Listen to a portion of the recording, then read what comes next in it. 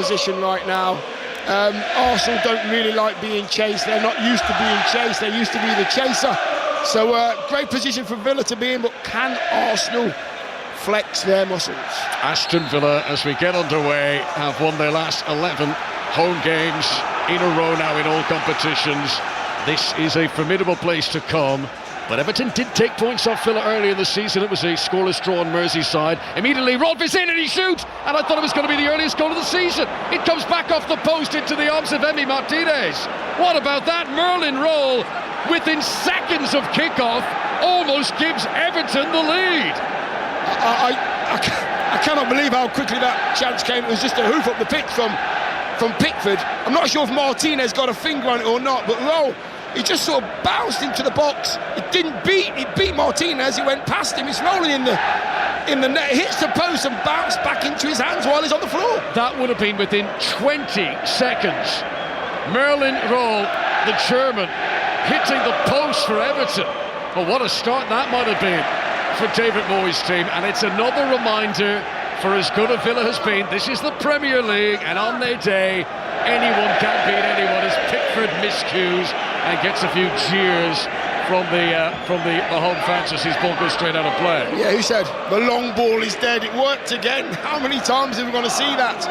The bits off a long ball and you get a chance in your opponent's box in the first 20 seconds. Roll wins possession again for Everton. They played out to Jack Grealish for the first time. There's the boos. Well, we wondered what reception he'd get. Quite a lot of boos for Jack Grealish. Cross from Mikalenko into the middle is gathered by Martinez, stretching his arms high up above his head. I did see during the warm-up, Jack Grealish, as he left the field, he took off his training shirt and he gave it to a young Villa fan. Club very much still close to his heart, but for the next 90 minutes he is one of them. He is one of the opponents. Ezri Konsa has possession. 5 Live, BBC Sounds, the World Service, Premier League Sunday afternoon. Aston Villa hoping to go second in the table, already surviving an early scare here with Merlin Roll hitting the ball off the post. And how fortunate was Martinez that the ball popped back straight into his arms. The Villa keeper wearing a bright luminous pink, away to our right hand side. Villa in their traditional claret and blue for the outfield players. Everton in a changed kit. You're always good at this, Dion. How would you describe this colour? Sort of cream? Yes. Light yellow? Yeah, creamy yellow. And, with Martinez, I'll go salmon. I'm going to go salmon for Martinez. Yeah, salmon for Martinez. Ali Bruce Ball is great at this. He'd have some sort of lemon sorbet or something that he'd come up with. As Ollie Watkins tries to stretch for the ball, and it's going to fall for Ian Matson here on the left-hand side. First proper attack of the game for Villa, but good work in the right-back position for Nathan Patterson, who wins the ball, tries to keep it in play by clearing down the line, but all he's done is given it straight to Yuri Tillemans. So Villa regain possession again inside their opponent's half. Aston Villa 0, Everton 0 in the very early stages here at a once again loud Villa Park. They were hushed a little bit with that early Marlon Roll shot that came back off the post. This is Pau Torres at the back for Villa. The last 5 or 6 games has all been Lindelof playing in central defence, but Pau Torres, who turned 29 on Friday, is starting alongside Konsa today. Yeah, I mean, that's some good choice actually at centre-half. Villa, when everybody's fit, have got some really good quality in those positions, so I would imagine that's a headache for the manager. Who do I pick? Everybody's fit. Tyrone Mings on the bench as well today. He made his first appearance since November. Well, actually, I say appearance in the match day squad. He was back on the bench in the FA Cup last weekend. He's been out for 10 weeks before that. Producer Nathan tells me it's officially pastel yellow. So that is the colour of the Everton shirt. Pastel yellow. Okay. As John McGinn wins it off the pastel yellowed, adorned James Garner. Garner, he's had a fantastic season. Look at all his stats. He's top of the pile for everything for Everton this campaign. Now, McNeil stretches and doesn't get there. Buendia in the penalty area. Unselfishly gives it to Morgan Rodgers, who slams the ball over the top. What an opportunity for Villa. Buendia was not selfish. Should he have been? And Morgan Rodgers, who's been banging the men all season, blasted over the top. Yeah, we are at this present just seeing a replay of that. He would have been offside anyway, Buendia, but I do believe that he's got to take those chances. I mean, he should have gone for goal. He tried to be unselfish, but if that was onside, I'd have been a bit angry with him. Bright start to the game here, 4.5 minutes played. Aston Villa 0, Everton 0. Tino Barry jumps in the air with Pau Torres. The Villa man comes out on top. Garner plays it early to the left-hand side to Mykolenko, and now up to Jack Grealish again with those socks down low over his boots, as is his trademark, and he just plays a very simple pass back into the midfield again. Everton have it with James Tarkowski near the centre circle. There's been a spine in David Moyes' team right the way through this campaign. Pickford, Tarkowski, Garner, they've started every game. There's no Michael Keane today, still serving the suspension for that recent red card as the ball is played over the top here for Everton, but Pau Torres has the wherewithal to chest it down for himself and rolls it back to the feet of Emi Martinez away to our right-hand side. His distribution is long, up towards John McGinn on the halfway line, challenged by Mykolenko. Grealish will regain possession.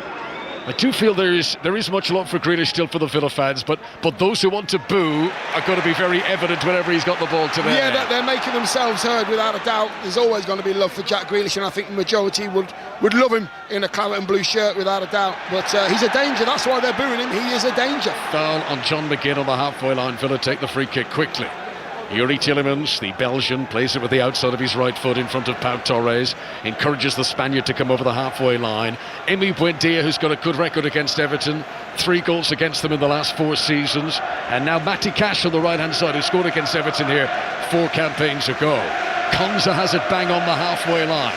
Ezri Konsa surveying the movement of teammates ahead of him, drags the ball under his studs, plays a short ball to Lamar Bogard. Now McGinn tries to turn away from a challenge and he's tripped again. And that is a foul by James Garner, and that is a free kick to Aston Villa, still 0-0. Yeah, I know we're early on in the game, but Everton seem to be vacating that midfield. There's no real midfield players in there, and that means that the Villa players, Tielemans and Bogard and Rodgers in there, they're trying to find their players, but they are hugging the touchline and leaving the centre of the pitch empty, which makes it difficult to know who to pick up. First attacking set piece of the day, free kick to Villa inside Everton territory. Earlier on today, Wolves 0, Newcastle 0. You can see the highlights of today's games plus the goals from yesterday on Match of the Day, 10:20 on BBC One with Kelly Cates. Tielemans is waiting to take the free kick. Everton holding a line outside of their penalty area. Tielemans opts to play it short to Matty Cash. On to Rodgers on the right-hand side, further on to McGinn, back to Rodgers, into the penalty area. Here's a chance for Villa, can't get the shot away, however, and Jake O'Brien is able to scramble it clear. Clever free kick from Villa. Very good free kick, but you have to have something at the end of it. Great little run, 1-2 with McGinn. Rodgers going into the box, just going into the corner of the box there. He's got to get a shot off, try to be a little bit too clever. It's okay having these great moves and these moves off the training ground, but they have to come with an end product. Throw in from Matty Cash, good distance on it. Jake O'Brien underneath for Everton. Grealish takes it down inside his own penalty area, has the confidence to run clear, and the referee's whistle pings again, and Matty Cash pulling the shirt of Jack Grealish. We mentioned Grealish, the most fouled player in the Premier League. People don't give him a second chance. If you can stop him, you do it. By tripping him, by pulling his shirt. You know, defenders all season long, don't let him get away from it. And I think if anybody knows Jack, with these players here, they'll be saying, right, once he gets beyond you, then you are in trouble. So the ball went past Matty Cash, but Jack didn't. So free kick to Everton just outside their own box. Pickford decked out all in green today. Plays it long and searching up over the halfway line. Tino Barry tries to control. And then there's a big clatter over there. Harrison Armstrong into Matty Cash, and that's going to be a free kick to Aston Villa midway inside their own territory. Coverage of the Australian Open tennis started this morning. You can listen each morning from 7 a.m. across 5 Live Sports Extra and BBC Sounds, and the Australian Open tennis podcast is open and out and available now if you want to catch up on what has happened so far today. 0-0 at Villa Park. Ezri Konsa in possession.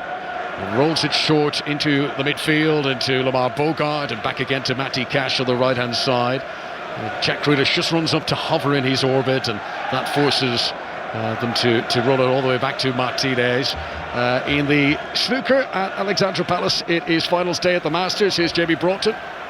End of the first session of the final. Kyron Wilson leads John Higgins by 5 frames to 3. The Kettering star wrapped up the session with back-to-back centuries, and he leads 5-3. 10 is the target when they resume tonight. Thanks very much, Jamie. You can watch that final session this evening, 7 p.m. on BBC 2 television. Early ball played forward, doesn't quite pick out Ali Watkins, but you can hear the warm applause in the background. That was the right idea, despite it going all the way through to Pickford. Rolls it out low to James Garner. Now to Jake O'Brien on the left-hand side of the two central defenders. Poor pass from the Irishman. Gives it straight to Lamar Bogard. Villa have it. 20 yards outside the penalty area. Yuri Tielemans edging closer to the box. He's got Cash available on the right-hand side. And Mikalenko stretches in to intercept. Ball goes out of play for a throw into Villa. Still 0-0 here. Dion Dublin. Yeah, Ollie Watkins. I mean, I'm watching Ollie. His movement's incredible. It really is. He's playing on both the shoulders of both centre-halves. He's moving over to the left, moving over to the right. They're not quite sure where he is, and every time his midfielders get the ball, he's away. One of those balls finds Ollie Watkins. We're going to get chances today. Everton haven't won on each of the last 4 visits here. They haven't won in the league in the last decade at this stadium. There's Maatsen and a lovely ball from Tielemans, and now Buendia down the left-hand side picks out Watkins. Watkins in the penalty area tries to take on Tarkowski. He edged to one side, he then came back into the face of Tarkowski there, and he wasn't going to get him around him a second time. Everton holding Villa at bay at the moment, but you know, despite the fact Everton hit the post in the opening 20 seconds, it's been all Villa since then. Yeah, it has. I mean, Ollie Watkins there, he had Tarkowski on toast. This is Watkins. Buendia claiming he was fouled on the edge of the D. The referee, who was close to it, Tony Harrington, says no. Natsen's won it back, shoots in low, deflected off Tarkowski, but deflected into the path of Pickford. A shot in anger from Villa, but Pickford makes the save. Yes, very rarely you see that. I mean, Maatsen there just nicking the ball, gets it back 25 yards out on the angle down the left-hand side for Villa. It's very rare that you see a deflection go into the keeper. Got lucky there, got lucky Everton. Yeah, that helped him out there. It is a misty, foggy evening in the Midlands. Both coaches are wearing raincoats with hoods down below us. Maybe they've heard a forecast coming. This is Patterson. Poor old Nathan Patterson, who's had to be so patient in his Everton career. He's had a lot of injury setbacks. He'll hope to get a good run in the team now. This is only his 4th Premier League appearance of the season. Missed the opening months, missed quite a lot of last season too. As the ball goes out of play on the far side, and that is going to be a throw-in to Everton. A lot of Champions League football to listen to across 5 Live and Sports Extra in the coming days. Manchester City go to Bodo Glimt. It's the tea time game on Tuesday. You can listen to that on 5 Live. Under pressure, Tottenham host Borussia Dortmund at 8 o'clock on Tuesday. Again, full commentary on 5 Live. And on Wednesday, you can listen to Newcastle's game against PSV and also Marseille against Liverpool. They're both on the same time. The Newcastle game will be on 5 Live. The Marseille-Liverpool game will be on Extra on Wednesday and across BBC Sounds as always. Here in the Premier League, 0-0 between Aston Villa and Everton. Konsa gives it to Bogard, back again to Ezri Konsa, and it's so loud in here, Dion. Yeah, I mean, I was actually watching Konsa there taking so long on the ball. I mean, if you take that long on the ball, you are going to get closed down, and every single option that you had when you receive the ball is gone because you're taking too long. I'm thinking 1 and 2 touch, move the ball about, move Everton around. It's a good point, actually. You're sort of standing there with his hands saying, come on, move for me. But the longer you wait, the more it gives the opponents the chance to close down those options. Martinez has possession at the back, hoping that it'll be another big year for him as Argentina look to defend their world crown in the summer. He's had 1 or 2 injury niggles lately, but back in the Villa team today as Jake O'Brien touches it to Pickford at the other end. Outside his penalty area, Pickford, and in front of the Everton fans, clears it away, up and over the halfway line, too high for Grealish. Header won by Matty Cash, maybe a high leg from Konsa. Referee says play on, and then a real thud of a challenge. Great commitment from Matty Cash there. Tackles flying in everywhere as Dwight McNeil wins it back for Everton. 0-0 it remains here as Garner has a little calming pass back to Pickford. Rodgers runs in to put pressure on Jake O'Brien. Villa, who are so good at pressing, they don't allow visitors to comfortably build out from the back. Look at this, Grealish, edge of his own penalty area, 2 players hounding around him, and McGinn makes the tackle. Yeah, I mean, Jack's really good at holding on to the ball. He actually holds on to the ball that well that he either gets fouled or he'll find a teammate in a better position. I mean, he got his pass cut out there, but he's very secure on the ball. I mean, him and Matty Cash must go back a long way, and they must have had plenty of these duels on the training ground. Absolutely. John McGinn, having won that challenge and put the ball out of play, is down. He's just rubbing his right knee, I think, here. Yeah, he's rubbing the inside of his right, his medial ligament, where the medial ligament is. He's rubbing that as if to say, pointing to it as well, as if to say something's not right here. And all his players are sort of leaning over him. He doesn't look comfortable at all. John McGinn does not go down. Yeah, he's not one of those to make a meal of it, is he? So John McGinn, concerned for him from an Aston Villa point of view. Evan Gesson has gone for a warm-up run just back from Africa Cup of Nations. He scored a goal of that tournament for the Ivory Coast. So Gesson would be the obvious player to come in on the right-hand side of Villa's midfield. But we were talking with Steve Crossman ahead of the game. They can't afford too many injuries of those important players, not with the likes of Kamara and Onana unavailable at the moment. To lose John McGinn, that would be a lot of similarly minded players at the same time. Yeah, and not good at all, because, I mean, John, he's not the kind of player you expect him to do great bits of skill and lose people for pace, but when it comes to backbone, he is one of those backbones for Villa. I mean, we're just looking at that chance again when Pickford just threw it up the pitch from kick-off, and I mean, that chance, by the way, is just creeping in. I can't believe that they got that lucky, Villa.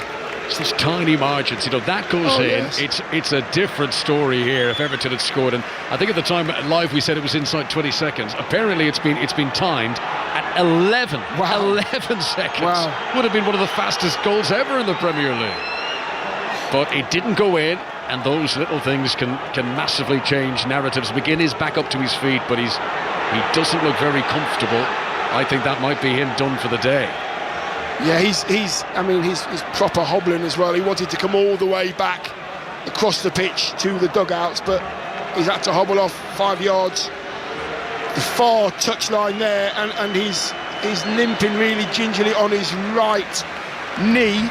I think that he was feeling his medial ligament, which is the inside of your knee area, and he's wincing. He wasn't comfortable at all. He's got some pain threshold, John, by the way. Right, so Villa temporarily down to 10 men as the game gets back underway. Aston Villa 0, Everton 0 on 5 Live. And the Villa technical area rapidly preparing Evan Gesson to come on and join the fray. And McGinn is very slowly walking behind the goal away to our left-hand side to make his way back across to the technical area. Pau Torres' possession for Aston Villa. This is 5 Live and BBC Sounds at Villa Park in Birmingham. Pau Torres plays a little 1-2 with Ian Maatsen. This is clever play from Torres as he stands and he puts his up there. They're basically wasting time with the ball in play here until they can make the substitute. Gesson has got his shirt on now. Tielemans drops deep inside the D area. He's available for a pass here from Ezri Konsa, but Konsa decides to give it back to Emi Martinez instead. So Gesson is going to come on for what will be his 13th appearance in the Premier League. He's a strong runner of the ball. Doesn't quite have the experience of John McGinn, but he is at the moment getting extremely detailed instructions from Unai Emery as to what he wants him to do. Ping of the referee's whistle because Ollie Watkins has fouled Tarkowski. Proper battle between those two today, and they have a little smile in the aftermath as well. They both know all the dark arts of challenging for aerial balls in the Premier League, and to Ollie Watkins and James Tarkowski. So Gesson is on in place of John McGinn.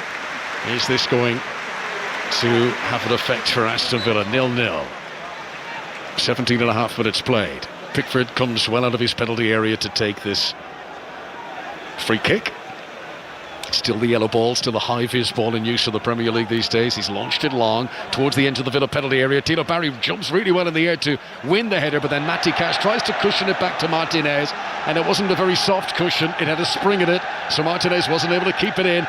Corner to Everton out of very little. Yeah, it was it just skidded off the surface there up to Matty Cash, and he just tried to nod it back to his keeper. He had to nod it away from goal as well, so Martinez had to dive away from his goal. I think Matty Cash did the right thing. Yeah, I was just going to say that, did the right thing. Absolutely. Don't head it towards the goal, head it away from goal, always. Corner to Everton. Can they make this count? Aston Villa 0, Everton 0. Corner's going to come from Garner. Left-hand side as they come forward. Short run up from him, but it's lofted very high. Towards the back post. Tarkowski jumps and wins the header, but it's scurried away by Maatsen. Anywhere will do. Blasts it down the field. Tarkowski always such a big target at set pieces for Everton. Pickford pumps it long again. High down the left wing, looking for James Garner, who's still on that side, having taken the corner. He challenges with Matty Cash, who gets the better of it. And a touch-on flick from Rodgers, and then Buendia plays it way too forcefully down the right wing. That's got to go out for a throw-in in front of the travelling Everton fans who are housed down in that corner. That is the end of the field that they are defending in this first half. Yeah, Gesson has just come on. So taking a position on that right-hand side. I think it's going to allow Morgan Rodgers to play more of a central role in behind Ollie. He was in that right wing area, and now I've seen Morgan Rodgers a little bit closer to Ollie Watkins, which might make a difference to the centre forward. Ollie Watkins, who's not seen much of the ball yet, He's got a good record against Everton, 4 goals against them in the last 5 seasons, scored home and away against Everton last season. Here comes Dwight McNeil running down the right wing for Everton, pushes it in front of Patterson, did well to get there, hangs in the high cross, but Emi Martinez was able to really steady himself before collecting that. It was a lofted cross, and that was a comfortable take in the end for the Aston Villa goalkeeper. He bowls it out low to Pau Torres. Back in field once again to Emi Martinez. Villa, who've got 2 away games in a row after this. They're going to go to Turkey first to face Fenerbahce on Thursday in the Europa League, and then it's a trip to Newcastle next Sunday in the Premier League. Villa hoping to move ahead of City into second today, hoping to move within 4 points of leaders Arsenal as they've lost possession here. Harrison Armstrong has done well to win it back for Everton. Now it's out to Tino Barry on the right hand side. He takes on Lamar Bogard, who gets the last touch out for a corner to Everton on the right hand side. It's not bad play, you know, from the big centre forward. Barry goes down the outside. He didn't have any options at all. There was no vanilla shirted Everton players. That's my take on it, vanilla. I'm going to go vanilla. And I think he did the right thing to go on the outside. He's got himself and his team a corner here, and I know that Dwight McNeil puts a very good in-swinging corner in from that side. That's the voice of Dion Dublin, former Villa player, watching this game with us here at Villa Park this afternoon. 5 Live, BBC Sounds and the World Service. Villa 0, Everton 0 for now. We're almost midway through the first half. Here comes the corner from Dwight McNeil, again towards the back post. Grealish tries the shot on the volley. Angle was tied, too many bodies in the way. Great technique for Grealish to even connect with that, and Villa breathe a sigh of relief as they hammer it clear back to the halfway line once again. Everton trying to stay high up the field here. Play it out to McNeil on the right. He's done well to win a header in the air. Roll had come forward, but Pau Torres was back there for Villa, and he's very composed, Pau Torres, and he plays it to Maatsen off the shins of Garner, and warm applause around Villa Park as their team cleverly win a throw in there. Yeah, I mean, this is definitely off the training ground, because Dwight McNeil's gone literally 10 yards past the far post, and he's found Jack Grealish there. The volley is going towards goal, but so many bodies in there, he's never going to get a clean effort on target. But what a really good and well executed corner. Aston Villa 0, Everton 0. Villa have lost it again in the midfield. Tino Barry tries to go around Konza, but he drifts out too far wide, and Matty Cash is able to win it back for Villa. Just a few instances since McGinn's gone off, unforced errors in the midfield. It has jolted Villa just a little bit. Here's Buendia, that's a glorious turn. But you've got to admire the dedication of Garner. Now, he's been, in fact it's McNeil, he's been pinged for a foul, but having been turned by Buendia, the way he didn't give up there, and it wasn't one of those, oh, he's gone past me, I'm going to professionally bring him down. He really tried to get the ball here, Dwight McNeil. Great effort from him, but in the end it's a free kick to Aston Villa. Yeah, I think it was a great turn, by the way. He just let the ball run through his legs, Buendia, and Dwight McNeil wasn't expecting it. He was a yard behind him. There was a tug on the shirt early on, which gave him the chance to get his studs on the ball, so good refereeing that. Villa have it inside their own half. Pau Torres, short to Ian Maatsen on the left wing. And Maatsen rolls it back to Pau Torres once again. 0-0 for now, 0-0 when they met earlier on in the campaign. 0-0 earlier on today between Wolves and Newcastle. Maatsen here turns and rolls it back to Pau Torres once again. Villa playing from right to left as we look down in their claret shirts with the blue trim. Good ball into the middle of the midfield. Back heel from Buendia, asks a lot of Tielemans, but he's done well. Held off. Roll, and now Maatsen steps on the gas and accelerates down the left wing. McNeil trying to keep up with him. Maatsen was playing for a corner there. He wanted to play it off Patterson, but there wasn't a touch, so that's a goal kick to Everton. I mean, he's flying down the left-hand side. I mean, McNeil's chasing him there, and he actually looked in the box, and as he looked in the box, his standing right foot unfortunately clipped the ball and sort of disorientated him a little bit there. I just want to confirm, for that little tug of the shirt a moment ago, Dwight McNeil was shown a yellow card, so that is the first booking of the game. Everton, who finished their last Premier League match with only 9 players on the pitch, Michael Keane and Jack Grealish both dismissed. Everton are doing okay here so far. They're containing Villa. They've absolutely got to keep 11 players on the pitch to continue to do so. Tino Barry jumps again. He's won quite a lot of headers today. Gesson comes across and tries to control, but Barry's done really well to win it back again. Tino Barry attacking the Aston Villa penalty area. Gesson makes a well-judged challenge, wins the ball cleanly. Barry ended up down on the deck, but it was a fair tackle, and Aston Villa get it back once again. 24 minutes on the big stadium clock. Pau Torres coming out of defence on the left-hand side for Aston Villa. Gives it to Maatsen, shows too much of the ball to Patterson. That was poor concentration there from Maatsen, should have done better. Garner has it on the halfway line for Everton, who've just been enjoying a better spell in recent minutes, seeing more of the ball inside the Villa half. No, agreed. And I think one way out for them as well. I think Barry has won every single header. He's flicked it on. He has nobody running beyond him. I think if he can get McNeil closer to him, Armstrong closer to him, there might be bits and might be chances for Everton. That's the way for them to get goals. Pickford at the base for Everton, gives it short to Tarkowski, into the midfield to James Garner. And Garner's able to run unchallenged up over the halfway line now. Gives it out to the left-hand side to young Harrison Armstrong, who's playing as an 18-year-old for the very last time. He'll be turning 19 tomorrow. Harrison Armstrong made his first Premier League start in the draw against Wolves 10 days ago, and here he is in the starting team again for David Moyes today.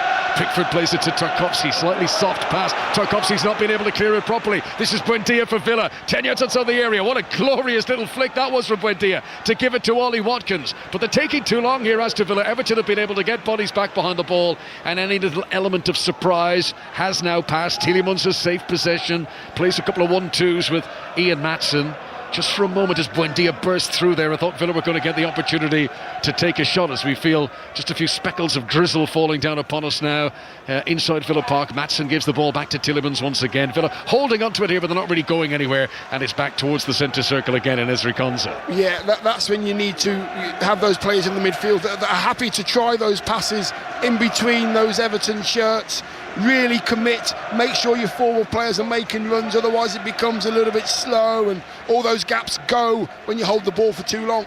Kesson has possession for Aston Villa. Villa sitting in behind Manchester City and Arsenal at the top of the Premier League. As Konsa plays a short pass to Youri Tielemans again. Everton don't want to press up too high here. They know the pace and the counter-attacking abilities of Villa. As Konsa gives the ball away, you can hear the groans. This is Raul coming forward for Everton, gives it out to Grealish, who's got a bit of space here. Matty Cash hovering back on the edge of the penalty area. Grealish gets the head down, cracks in a shot. It deflects away, I think, off Konsa. The ball is still in play for Harrison Armstrong, down by the corner flag, and out it goes ultimately for a goal kick to Aston Villa. Well, that's the first little bit of space that Jack Grealish has had today, and he did try and get a shot away. Yeah, he did. He just dropped his shoulder down that left-hand side, came inside. He was about 5 yards away from the edge of the box and set fire to it. He actually struck it very well, but there was a claret and blue shirt in the way. Set fire to it, I like that. Yeah, I've never heard that before. I like that. That's good. You can have that one. It's yours. I will be nicking that. Very good. 0-0 here at Villa Park. 5 live BBC sounds and the World Service. This 4:30 game Sunday in the Premier League. Don't forget 6:06 coming up with Robbie Savage and Chris Sutton once the live football is over here. As Dwight McNeil has possession just inside Villa territory, and Patterson will roll it back to Tarkowski. Everton more comfortable in possession now than they were in the opening quarter an hour or so of the game. Jacob Brown comes up to the halfway line, gives it to Mikalenko on the far side.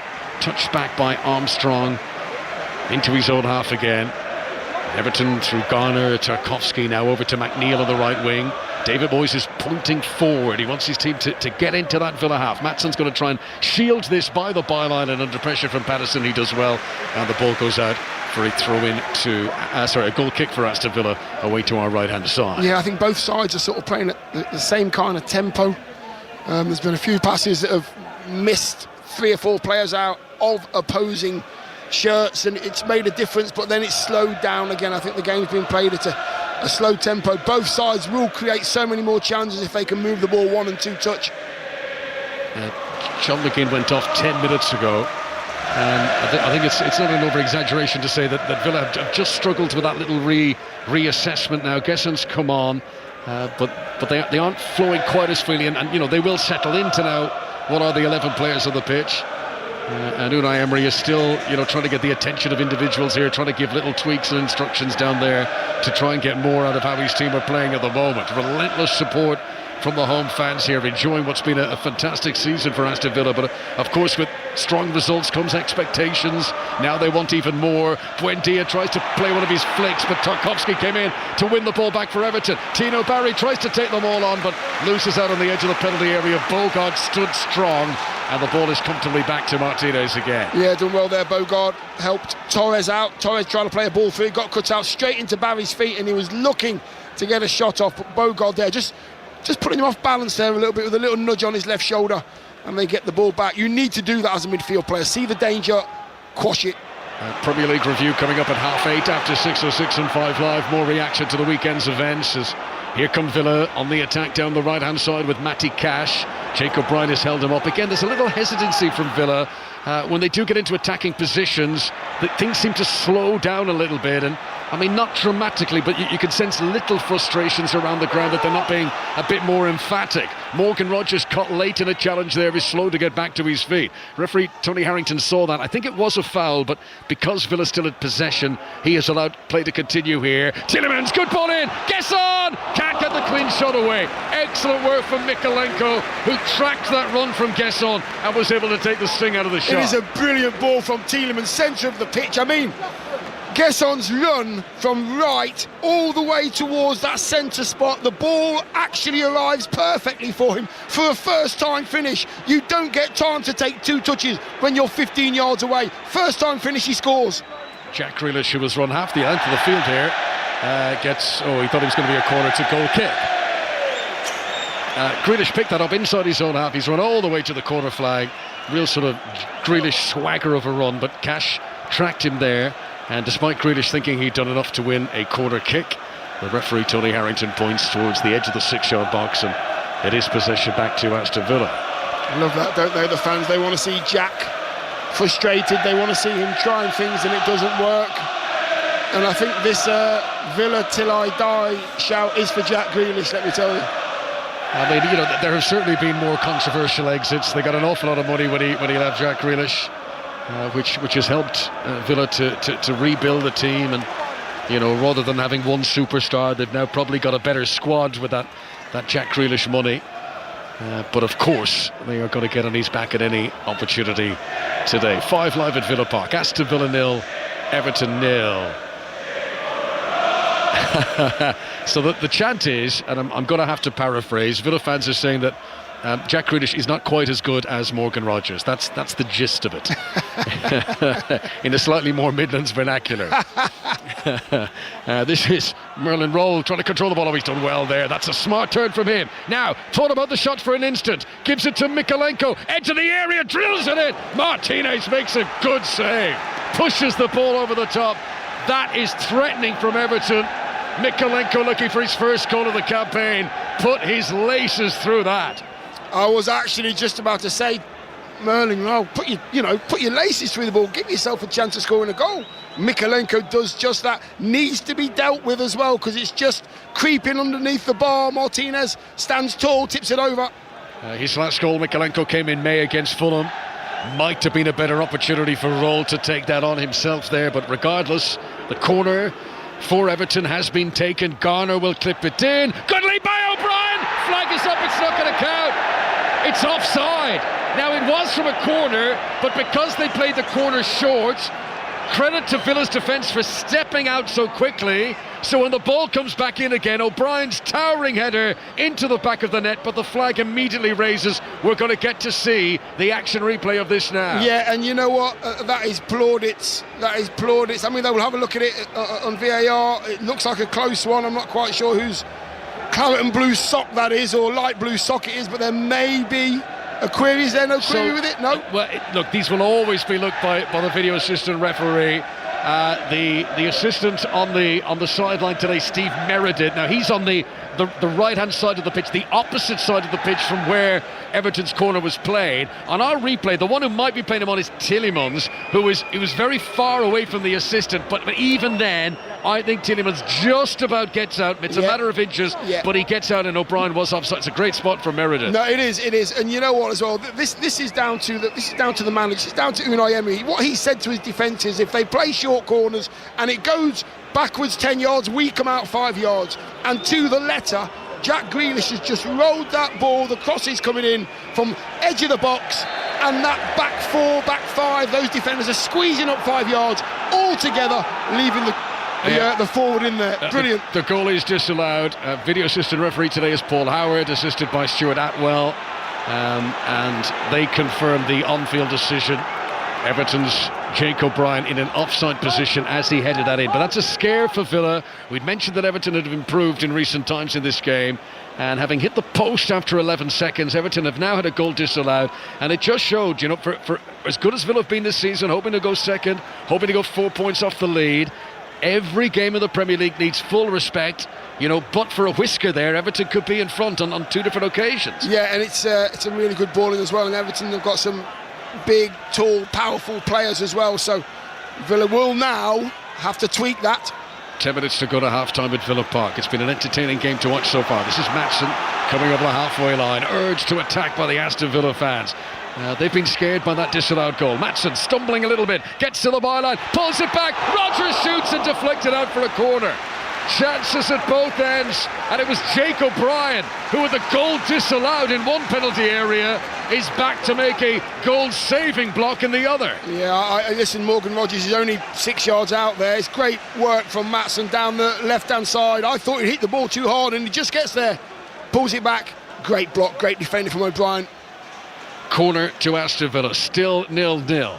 Yuri Tillemans to take. Everton with everyone back inside their own penalty area to defend it. Morgan Rodgers, I'm going to talk about this in a moment, receives the ball on the edge of the box, drills in the shot, saved away by Pickford. I think this is really interesting what just happened there, Dion, and I don't know if you spotted it. Corner. Rodgers came over to the technical area to get a message from Unai Emery. Here's the ball back into the penalty area, punched away this time by Pickford. Was that just a decoy to then run in and be unmarked on the edge of the area? Maatsen crosses it in, Garner clears away. I'm not suggesting Villa did anything untoward there, because they didn't, but it's a little ploy to maybe get Everton to switch off and not pick up Rodgers there. That'll be interesting to see the replays, exactly what happened. Absolutely, because I think when Everton seen Tielemans walking over to the corner with the ball, Rodgers was walking away towards his manager and the technical area. They switched off to Rodgers, gets himself half a chance. Then he runs into the edge of the area and gets the shot away. This is Buendia clipping in across too close to Pickford, who holds on to the ball. I mean, you know, Villa famously do spend a lot of time thinking outside the box when it comes to their set pieces.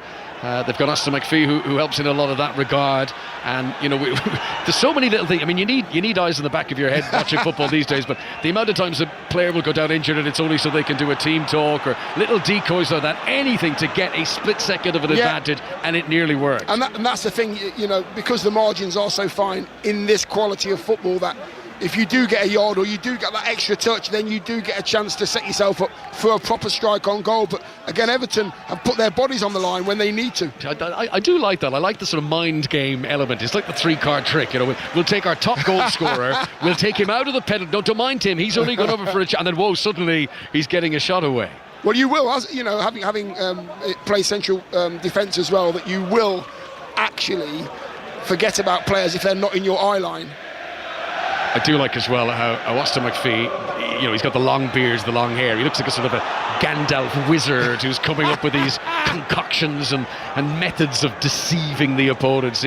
He'll be enjoying little tricks like that he can get his players to perform. It would have come from him that let's just try it, why not? Do you think he wakes up in the middle of the night, has a little pencil and pad beside the bed? Oh, hang on, I've thought of one. Yes. This is what we're going to do. I think he sleeps with a pencil behind his ear. Exactly. So Garner plays the ball over the top here. Pau Torres has missed it. Armstrong could be in for Everton. Oh, the bounce wasn't kind to him. He's going to battle on here. Armstrong, Pau Torres, after a brief hesitation, was able to recover really well. Grealish gets possession on the left-hand side for Everton, but at this stage, Villa have got everyone back. Again, that route one ploy working well for David Moyes' team, and all it needs is one mistake. Pau Torres' hesitation, and Harrison Armstrong probably unfortunate that he didn't get a shot away. Yeah, the bounce just wasn't right there for Patterson. I mean, Barry at the moment has been a bit of a nightmare for Villa. He's flicking everything on. Grealish, left wing, Gesson trying to get back to help Cash. Grealish into the penalty area now, plays it in low. He was trying to pick out roll, and Villa just about get it away. Dangerous from Jack Grealish there. Everton have done okay, you know. The early stages of the game, they've been swamped a bit, but they are a threat. They've had the goal disallowed, they've hit the post. No doubt about it, Unai Emery's team are in a game here today against David Moyes' side. Yeah, and it's no surprise that the team that are getting these half chances is Everton at present, because they're moving the ball a lot quicker. Garner, lovely pass out to the right wing, controlled by Nathan Patterson, allowed it bounce off his stomach. Now he's got two to contend with, and Maatsen makes the challenge, and the ball goes out of play for an Everton throw. Attacking position for them, level with the edge of the penalty area that they attack down the right-hand side, and Patterson, the right-back, is going to leave this for the more muscular Jake O'Brien, because this is long throw territory, and you can see all the Villa defenders taking about 3 steps backwards, and they know this is going to be launched in by Jake O'Brien. Yeah, here we go. Ball's being cleaned on the shirt, as we see every weekend. He's got a slight little uphill incline to run. He's only going to be able to take about 3 paces here, Jake O'Brien, but he's preparing to arch that back and to propel the ball into the centre. Here it goes. Long throw for Everton. Into the box. Pau Torres misses it. Header comes off Ezri. Comes out into the arms of the goalkeeper, Emi Martinez. It's amazing how long throws cause such panic. Good distribution for the Argentinian goalkeeper. Picks out Gesson over the halfway line. Good covering back by Roll. Roll lunges in on Gesson and wins the ball for Everton. But out it goes for a throw-in to Aston Villa. 5 minutes to half-time, 0-0 here. Yeah, what is it about long throws? I mean, they've been causing havoc for years. I was involved in Cambridge United sides in 1988, causing havoc. Me, John Taylor, Stevie Claridge, put it in the mix, so let's see what happens. But they went out of fashion for a while. We had years when no one did a long throw in the Premier League, and now people can't stop doing it. That's Pep Guardiola's fault. Came here and he's destroyed English football. He taught us all how to play the game properly. What happened to the long throw? I very much enjoyed the Rory Delap days at Stoke, with the pandemonium that he would cause. But that is a development that has been great to see back this season. Here come Aston Villa, who would love to take the lead ahead of half-time. Emi Buendia bearing down on the edge of the penalty area, has a little look up to see who's with him, gives it short to Buendia, 7 or 8 yards outside the penalty area, clips it in, looking for the tall Gesson, wins the header, down off the post. Pickford didn't flinch, still alive inside the penalty area. Maatsen back to Yuri Tillemans. Both teams have now hit the frame of the goal in this first half. Maatsen tries to cross, McNeil blocks it out, corner to Villa, but Gesson so close to giving Aston Villa the lead. That's really good play, from Tielemans. I mean, he's actually in shooting distance there, Tielemans, but he decides to stick it up there for Gesson, and he just nudges it over Pickford's head to that far corner. Pickford just looks over, sort of lifts his eyebrows up to say, is that gone in or not gone in? And it just clips the bottom of the bar, and he gets lucky. Very, very good header. I think when that left Gesson's forehead, Pickford thought it was going way over. Absolutely, and he got the fright of his life when it dipped. So it is a corner to Aston Villa. Both teams hitting the woodwork in this first half. In-swinger Pickford under pressure again. Matty Cash, good delivery. It's going to be corner number 2 in quick succession for Aston Villa here. 3 minutes to go to half-time. Yeah, that's going in, by the way. That corner is going in without anybody touching it, and Pickford had to come from the middle of the goal to the near post to punch that away. I think he's had a bit of contact and he's not. Right, now watch this. He's okay.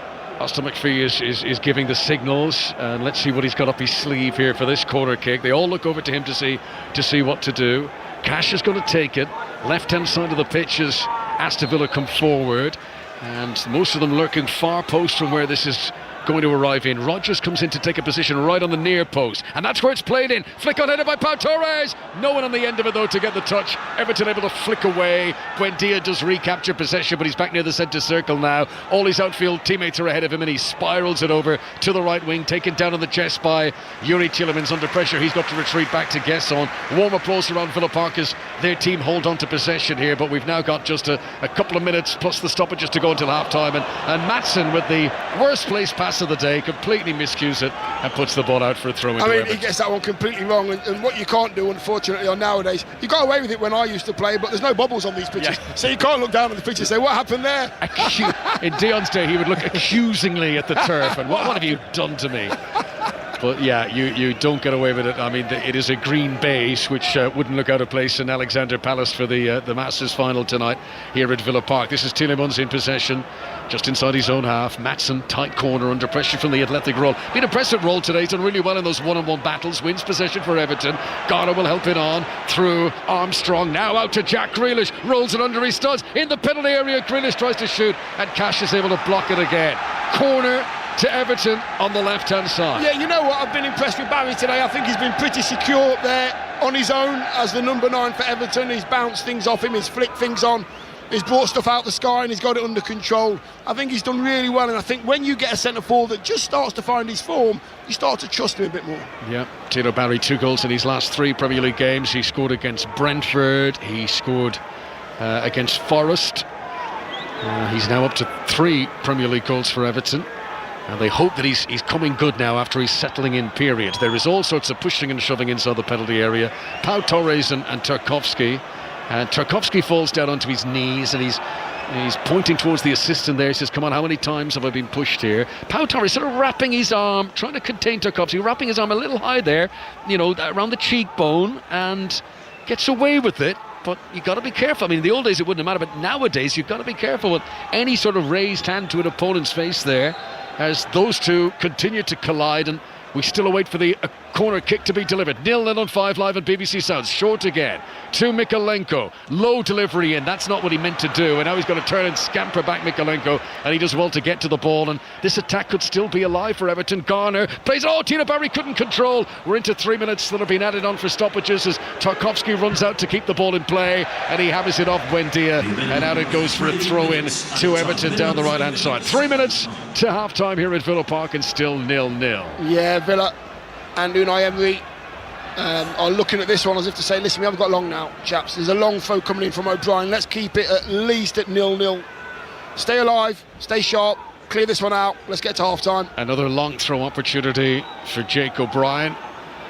And Everton are being brave here. They've left no one back anywhere near the halfway line. They're all up, all of the outfield players up in and around the penalty area. O'Brien sends it in really high. Header by Lamar Bogard. Hasn't cleared the penalty area. Buendia gets a little touchdown to Evan Gesand, and he's able to clear it away towards the halfway line. Patterson under pressure can barely deal with it, but he does okay.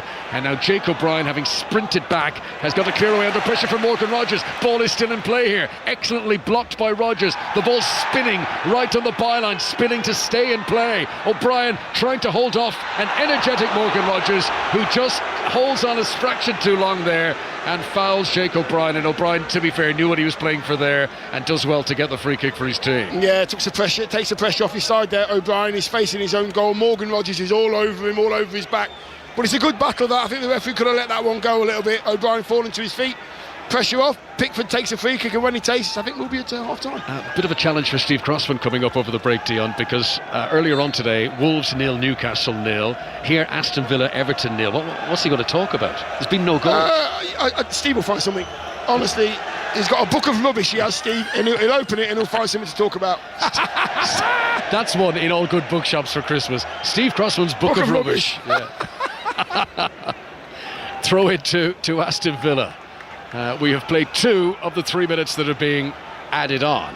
So we're approaching last chance territory to give Steve a goal to talk about over half-time. This is Ezri Konsa, just inside his own half, right-footed over the top. Now Cash has made a run here. Mykolenko trying to scramble back. Great effort from Matty Cash to take that down. I mean, so difficult. A ball that has come the best part of 70 yards, and he tries to trap it on his instep while sprinting. And in the end, he's not able to do so, and the ball goes out of play. And that is a goal kick to Everton, away to our left-hand side. So, happier manager of the break. Dion, do you think it'll be David Moyes? Yeah, David Moyes, I think Unai Emery is a little bit frustrated with his side playing so slow. David Moyes has come to Villa Park and he's matched Villa with possession of the ball, chances created, midfield area, domination.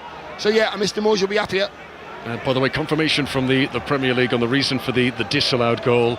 The referee's call of no goal was checked and confirmed by VAR. It was deemed that Armstrong interfered with an opponent's ability to play the ball from an offside position. So even though it was Jake O'Brien who headed it in, because Jake Armstrong was offside and he interfered with an opponent, that's why it was disallowed. There's the whistle for the break. It is 0-0. Both teams hitting the frame of the goal. It was only 11 seconds after kick-off when Merlin Roll hit the post. That could have given Everton a dream start. Down the other end, a header from Evan Gesand looped over Jordan Pickford and came back off the crossbar. Everton have had that goal disallowed, which we just mentioned, and it is at the break. Aston Villa 0, Everton 0. I don't know what you two are moaning about. That's the best half of the day so far. There's a whole chapter of that in your book. Dion, a book of rubbish. How very dare you. Had that Royal shot gone in, it would have been the 7th fastest goal in Premier League history. I mean, they really didn't deal with it. I'm still trying to work out, Dion, whether Martinez got a finger on it, because if he did, it would be an amazing save. Yeah, and I'm the same as you. I've seen it 3 or 4 times on the screens we have here, and if it was a touch, then it's a goal-saving touch, by the way, because it was a really good finish, great touch as well. But What a start that would have been. 11 seconds, I think it was. Is it still Shane Long who holds the record? Yes, it is. Yeah, I remember being no at that surprise, game. you know that. Well, yeah, exactly. An Irishman, and I was there, but that's what I was hoping. That as long as they keep that, I'll always have a little anecdote. Excellent. Yeah, it's still Shane. I thought it was Ledley King, Bradford versus Tottenham, so I was surprised to find that's been relegated out of the top two. Quick word on Gassard's header, Dion, because obviously this was very much your strong suit. He's really unlucky there, isn't he? Because it takes a really clever level of deftness to almost pull that off. Yeah, and I think the ball from Tielemans as well kind of fooled the Everton defence, because it looked like he was going to shoot, and he left it into an area that, I don't know, forwards, good headers of the ball, they love it, it's just up there. The defender has to look at the ball because he has to concentrate on it. Then he takes the eye off the centre forward or the forward thinking player. I mean, Gesson just gets above him. He has to take a bit off it as well, Steve, so it goes under the bar, so he has to take pressure off it, direction as well. And as Connor said in comms, I think Pickford thought that was going way over and it just dropped. Very unfortunate. Not a belter of a half, but it can only get better. Thank you, fellas. Dion Dublin and Conor McNamara inside Villa Park. 0-0 Aston Villa Everton after 0-0 Wolves Newcastle. We're going to get reaction from Rob Edwards very shortly. We'll get reaction as well in the Scottish Cup to Aberdeen beating Wraith Rovers by 1-0. You might have heard, if you were listening earlier, we had the head coach of 6th tier Auchinleck Talbot on the show because he is about to go up against Martin O'Neill and Celtic in the Scottish Cup. So we'll be, I say there shortly. Their home ground isn't big enough to host the game, so it's at Killy's Ground, Rugby Park. That gets underway in the next 10 minutes. We will look ahead to that. Bit more Africa Cup of Nations final, Australian Open tennis, and we'll be back to the final of the Masters snooker as well, all after the news on 5 Live with Giuliano Cassidy. The voice of the UK. This is BBC Radio 5 Live. The Danish Prime Minister Mette Frederiksen has insisted that Europe will not be blackmailed into allowing the US to take over Greenland after President Trump threatened to impose tariffs on countries who oppose his plan to control the territory. Mr. Trump targeted 8 European nations, including the UK. In a joint statement, they say the plan risks causing a dangerous downward spiral. Dame Priti Patel is the Conservatives' shadow foreign secretary. NATO is stronger when it's together. When we think about the axis of authoritarianism, the big adversaries in the world, Russia, the war in Ukraine, we must speak with one voice. And then, of course, fundamentally, for strong economies, both in the United Kingdom and in America, tariffs are counterproductive. Tariffs are not the answer. A man's been arrested on suspicion of murder after a woman in her 40s died on a street in Norwich last night. Armed officers detained the suspect, who's in his 60s, this morning. Police believe they knew each other. Home Office figures show that 317 migrants were brought to shore in Dover yesterday, having crossed the channel in 5 boats. It was the 3rd day this year that people have made that journey. And engineers are working to restore water supplies to around 4,500 homes and businesses in Kent. The problem was caused by an electrical fault at a treatment works near Maidstone. A new era of Formula One is about to dawn. I think the biggest step the sport has ever seen. There are new rules, new cars, and a brand new team. In Formula One, it's just absolute, brutal, pure competition. And the next generation of star drivers are taking us along for the ride too. I'm gonna go like a madman. If you want to make it, first of all, you have to believe that you have what it takes. The biggest shake-up of F1's rulebook has been years in the making. Somebody's gonna get it right and somebody's gonna get it wrong. I'm Rosamund Pike, and this is F1 Back at Base, a new era. Listen first on BBC Sounds. This is 5 Live Sports with Steve Crossman. Listen on BBC Sounds. Aston Villa 0, Everton 0, half-time, second half commentary on the way in the Scottish Cup. Last year's runners-up and the record holders Celtic start their campaign against West of Scotland Premier Division side Auchinleck Talbot. They're in the 6th tier. Kicks off at 5:30. Kenny Crawford. Yes, Steve, on Saturday the 22nd of November 2003, Tommy Sloan managed Auchinleck Talbot for the very first time. A 2-0 win against the Ayrshire rivals Cumnock Juniors. And over 22 years and 980 games in charge later, Sloan is leading out his side to face the mighty Celtic in this 4th round tie. His team are made up of painters, joiners and plumbers, to name a few, all of whom dream of doing a Macclesfield this evening. It's at the neutral venue venue of Rugby Park, as you mentioned, 15 miles from Auchinleck. 4,000 Talbot fans here, 7,000 Celtic fans here. Celtic, who have won the Scottish Cup 42 times. Martin O'Neill makes 10 changes from the midweek Premiership win at Falkirk. Only captain Callum McGregor remains. Amongst those incoming are Finnish goalkeeper Viljami Sinisalo, ex-Aston Villa, and Congolese winger Michel-Ange Balikwisha. Auchinleck haven't had a competitive match since the 20th of December. A 5-3 defeat to Drumchapel United in the West of Scotland Premier Division. Connor Boyd, their striker, has 23 goals in all competitions. Can he get another one tonight? Kenny, thank you very much. Remember last season when we had Rangers 0, Queen's Park 1? That was one of the biggest shocks there's been in the Scottish Cup. They were in the second tier.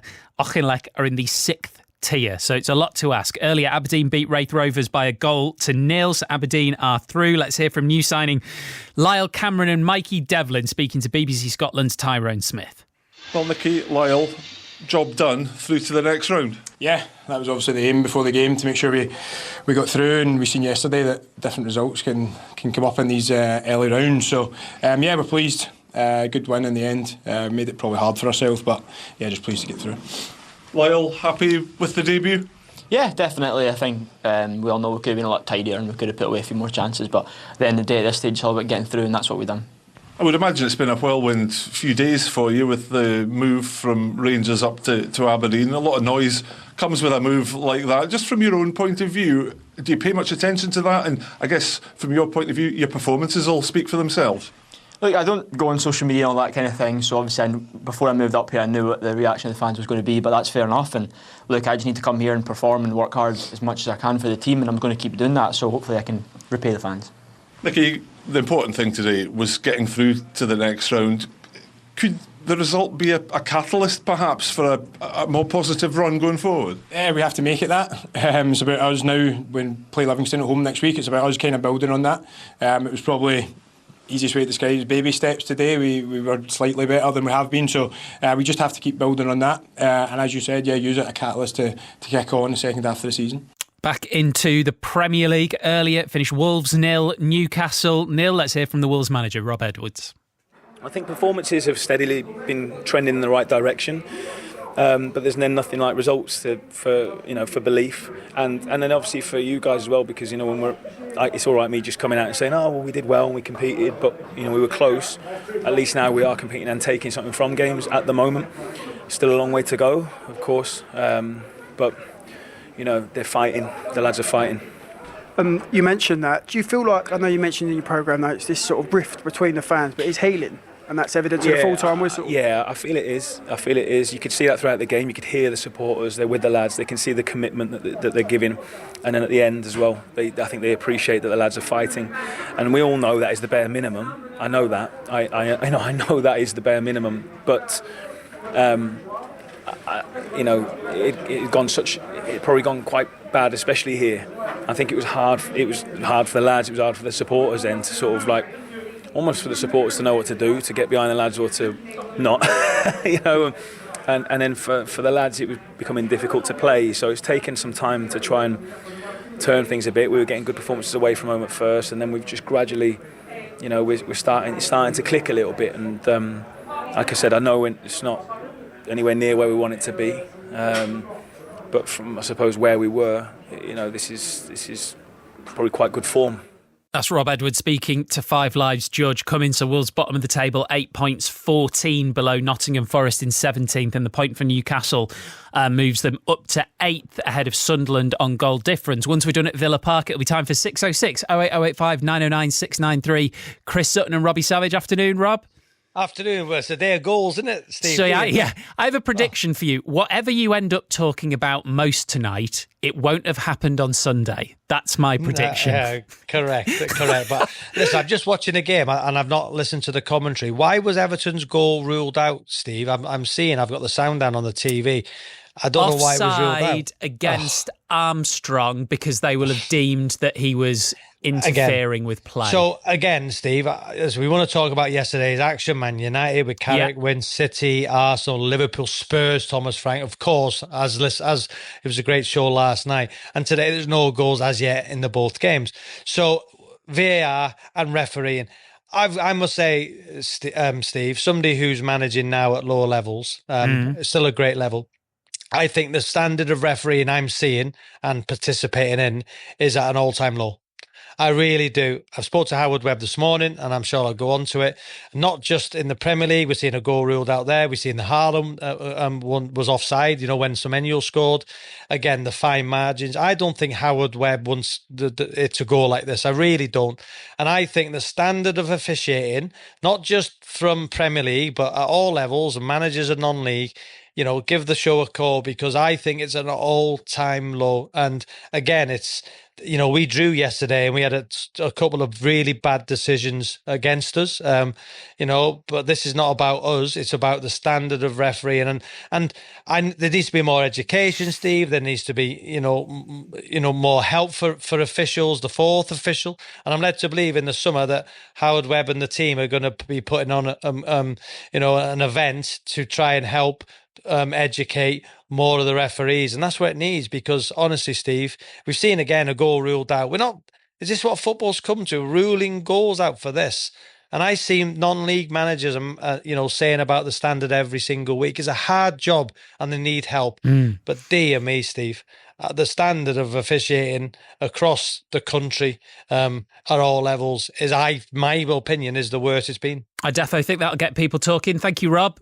Pleasure. Robbie Savage and Chris on 08085 909 693. Big topic that, for sure. And also, what is the motivation for people to be referees at the minute when they just get absolutely hammered at all levels from pillar to post, from the touchline as well? So there's a lot going on.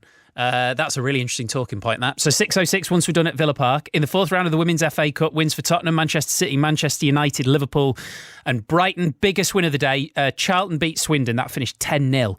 Arsenal beat Aston Villa 2-0. Here's their manager, René Sleggers. They're a very good team. They make it hard for the top teams in the WSL as well. But I think we do well today. We deal with it well. We have good tools to play away their pressure, because that's one of the strengths in their game. We didn't capitalise on our chances in the first half. They had a couple of chances, so it was still quite open. But the second half we play with higher intensity and a lot of quality. And I'm happy we kept a clean sheet to get the 2 goals. I was going to say, how much was it about patience and knowing if you get those chances, the opportunity will come, or how much was it about stepping up that intensity in the second half? Yeah, so I think patience is important, but it's more so being cold, ice cold in your decisions, but keep on pushing for things. So ideally, always for me, a goal comes earlier than in the second half. But you have to respect that there's 2 teams fighting against each other. And Arsenal are the record winners of this competition, but it has been 10 years since that last trophy was lifted. I know you talked about it a lot in the pre-match, but how much is that motivation for you and the side? That's the history of the club, and that's what happened in the past, but inspire us for what we want to achieve here now. Arsenal boss René Sleggers speaking to Victoria Polly. We are 90 minutes away from the final of the Africa Cup of Nations. The host Morocco taking on Senegal. John Bennett's inside the stadium. Yes, Morocco haven't won this title for 50 years. Senegal trying to win it for the second time in 4 years. The Senegal players have just been out onto the pitch to jeers and whistles. Of course, they will be outnumbered today. It's a sea of red around me. Many fans already in their seats because the closing ceremony is about to get underway. But the Senegal fans doing a great job at making themselves heard. They've been in the stadium for at least 2 hours. There's a group in green, group in red, group in yellow, all dancing in unison. It's the 2 best teams in the continent competing for the AFCON title. Kick-off not long away now. One of the great football events, the final of the Africa Cup of Nations, which kicks off at 7 o'clock. Kyron Wilson leads John Higgins by 5 frames to 3 in the final of the Masters Snooker. The evening session starts at 7. Jamie Broughton's at the Alexandra Palace. And Kyron Wilson will certainly be the happier of the 2 players after the opening session of play this afternoon. Wilson was 3-1 up early on, only for John Higgins to fight back to level proceedings at 3-3. But Wilson then really turned on the style by making brilliant back-to-back centuries to claim the final 2 frames to restore his 2-frame advantage. 10 is the target to be crowned Masters champion when play resumes, and Higgins needs a good start to get back into this match and stop Wilson's momentum. You can watch that on BBC 2 from 7 o'clock. o'clock, and a good day for the Brits at the Australian Open tennis, with wins for Emma Raducanu, Cam Norrie and Arthur Ferry. Tennis breakfast tomorrow morning, 7 a.m, 5 Sports Extra. Novak Djokovic, Coco Gauff and Iga Swiatek all in action. Right, I've opened up my book of rubbish and found Dion Dublin and Conor McNamara. Page 1, chapter 1. Thanks very much, Steve. Team's back out 0-0 here at Villa Park between Aston Villa and Everton. This is a big day for the pair of them. Villa hoping to go above Manchester City after the Derby defeat yesterday, hoping to move up within 4 points of Arsenal at the top of the table, but they're going to have to score, and they're playing against an Everton team who want to move back up into the top half of the table, and they've had their moments too. They've hit the post, and they've had a goal disallowed, but 0-0 it remains as Villa get us back underway. No changes in personnel over half-time. Villa will play from left to right as we look down in this second period. Matty Cash rolling it on to Evan Gesser, who came on as the first half substitute in place of the injured John McGinn. No word on McGinn's condition. Villa fans will be concerned with the big games to come. He was feeling the back of his knee area, and they'll hope that was precautionary, the reason he was taken off. But Gesser has come on instead. Villa playing in their claret and blue. Emi Martinez, who made one impressive save in the first half to push a shot from Mikalenko up over the crossbar. Cash here will give the ball to Morgan Rogers, who uncharacteristically can't control it, and the ball goes out for a throw into Everton on the halfway line. Dion. Yeah, I think Gessan's come on actually, and he's made a difference, a different dynamic. They'll miss John, of course they will, John McGinn, their skipper, their vocal, their leader. Gessan's come on and made a difference actually, a bit of an aerial fit at that far post as we've seen already. Gessan's the Villa player who hit the post. Here comes Buendia, turning away from Garner. Good challenge, Garner, who I thought could challenge Garner. He stretched in, looked like he got the ball. It's going to be a free kick to Villa. It's going to be a yellow card to James Garner, who wags his finger at the referee to say, no, you've got that one wrong. We have a look, maybe. Didn't look quite as well timed a tackle on the replay. He stretches out. No, he doesn't get there. It's not a yellow though. Yeah, I know what you mean. It's not a yellow. It's a free kick. It's not a yellow. Yeah. So that is a booking, and he will join McNeil in the referee's notebook.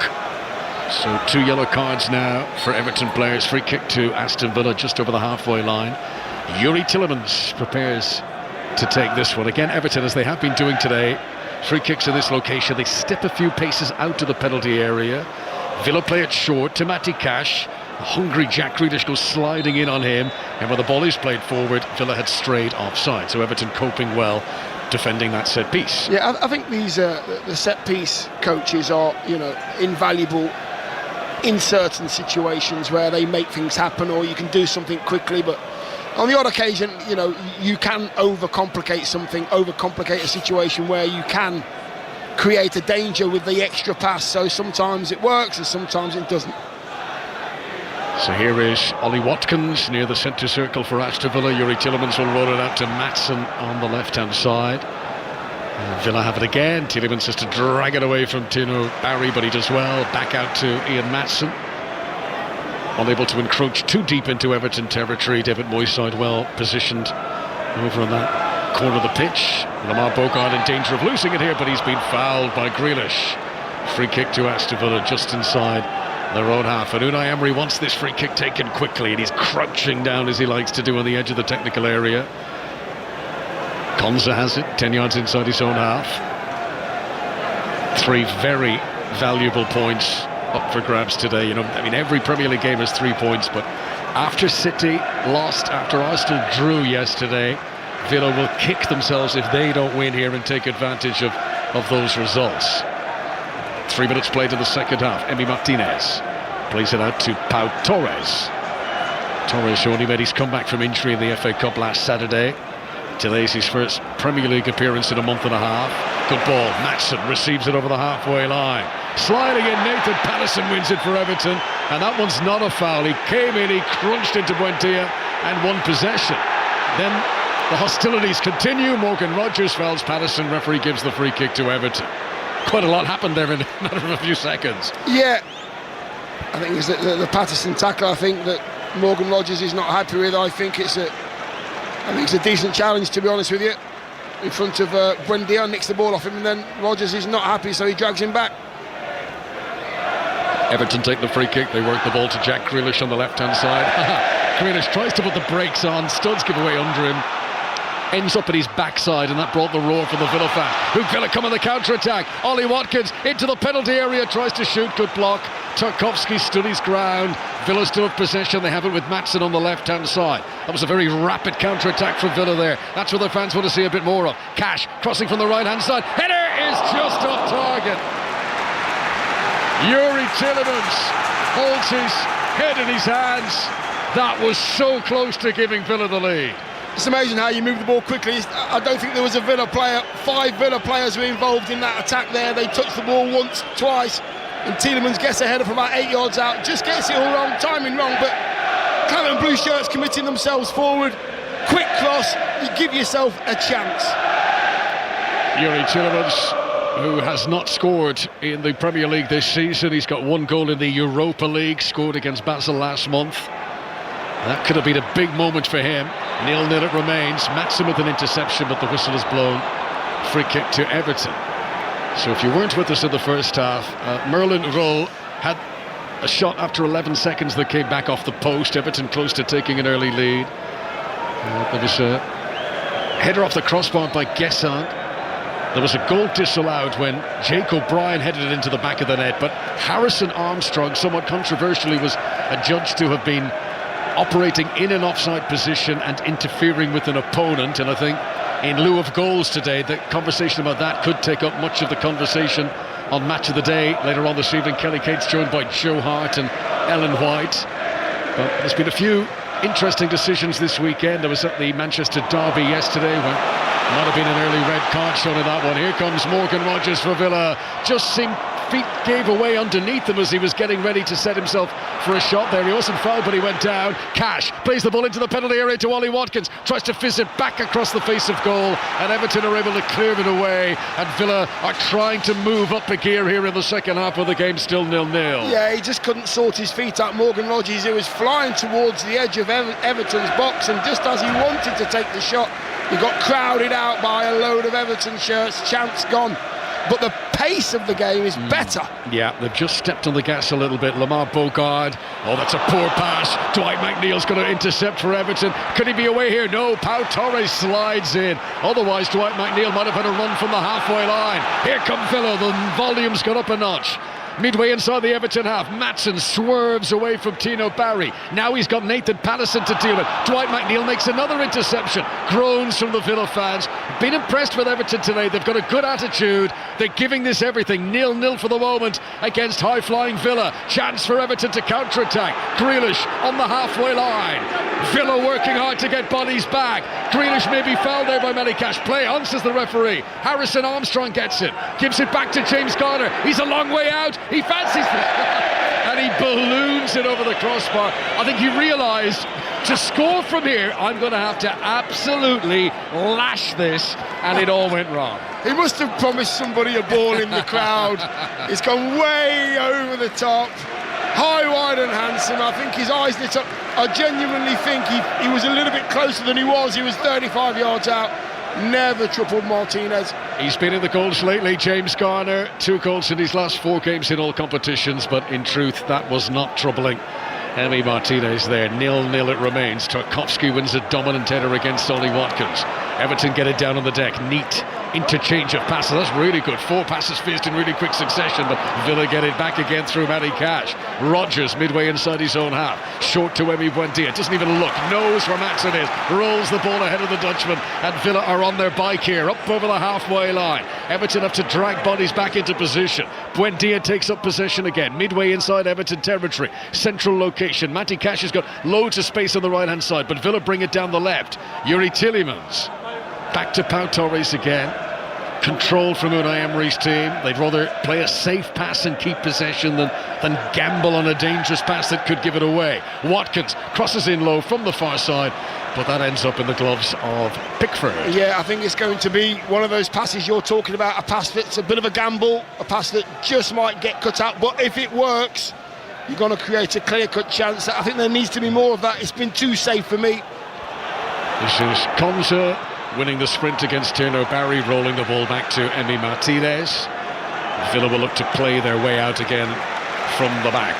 We have played 9 minutes of the second half here. Celtic in Scottish Cup action in the fourth round this afternoon away at Auchinleck. Here is Kenny Crawford. Yeah, 13 minutes gone, corner, Auchinleck Talbot 0, Celtic 0, and the Talbot manager Tommy Sloan will be delighted to get to this section of the game with it still goalless. Just one clear chance for Celtic when Johnny Kenny, the Republic of Ireland forward. I'll hand back to you because I hear something happening.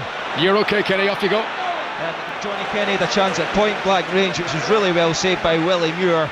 But the flag went up for offside anyway, so it's still Auchinleck Talbot 0, Celtic 0. Thanks very much, Kenny. Yeah, for a moment Evan Gesson thought he was going to be through, but good defending from Mikalenko. He was able to get back and veer the ball away. Villa have it again. Gesson on the edge of the penalty area. The hard-working James Garner is back there, left full-back position for Everton. Manages to smuggle the ball up to Jack Grealish. Tries a trick on Lamar Bogart, who's seen it all before. Then when Grealish tries to win it back again, he is fouled by Lamar Bogart. Grealish stays down this time. Free kick to Everton. He's been wrapped on the shins there. Yeah, there was a little bit of a quiver there from Jack on his left ankle. I think Bogart's got a yellow card for that. It was a tackle from behind on Jack. He was just about to get away and Bogart didn't let him. He wrapped his legs around him like a bit of a scissor tackle. It's better that the game has picked up pace. You're now seeing a few more chances. You're now seeing the players not having the ball under their studs for seconds after seconds. They're moving it forward, they're creating more chances. A point for Villa, and there's a long way to go here, but if it does stay all level, a point would take them above City today. They would move up into the second place in the table, but of course it wouldn't narrow that gap much on leaders Arsenal, who dropped points yesterday. As Pickford takes the free kick, high, hopeful, Pau Torres underneath it, great leap by Tino Barry to win that one, and then it just veered away from Harrison Armstrong, who wasn't able to control. Morgan Rogers will try and counter-attack. Garner was really careful not to foul him. Rogers still going. Garner might regret not taking him down now. Does on the edge of the area. Villa howl for a penalty. Referee Tony Harrington had stayed up with play well there, and he says that was not a foul, and Garner in the end judged that so well. Down goes Grealish again, fouled by Matty Cash. Villa fans will give Grealish a bit of stick there. Free kick to Everton on the left hand side. I mean, a good passage of play that. I mean, Morgan Rogers could have been brought down by Patson, centre of the pitch, and then I think that's a free kick. I can see here in our little push in the back from Patterson, because he knows that Rogers is making his way in the box, gives him a push in the back, a yard away from the 18-yard line. That's a free kick for me. Referee misses that one. Yeah, should have been a free kick. VAR cannot get involved in that. They could only get involved if it was inside the penalty area. So James Garner gets away with that one, as Everton have a free kick. This is about 12 yards or so outside the penalty area that they attack. It is wide on the left-hand side, and almost like a cartoon villain down there, Unai Emery is stroking his chin between his thumb and his index finger, and he's watching his defence stand up to this Everton set piece. Is it going to be an outswinger from McNeil? Looks like to be an in-swinger from Garner. It is. Garner plays it in, header from Lamar Bogart. Mikalenko trying to keep it alive here for Everton, heads it back out to James Garner, who's not been able to keep the ball in play. He headed it right on the sideline there, but the ball had left the field before coming back in again. So that is a throw into Aston Villa. Right full-back position for them. 57 minutes now on the clock.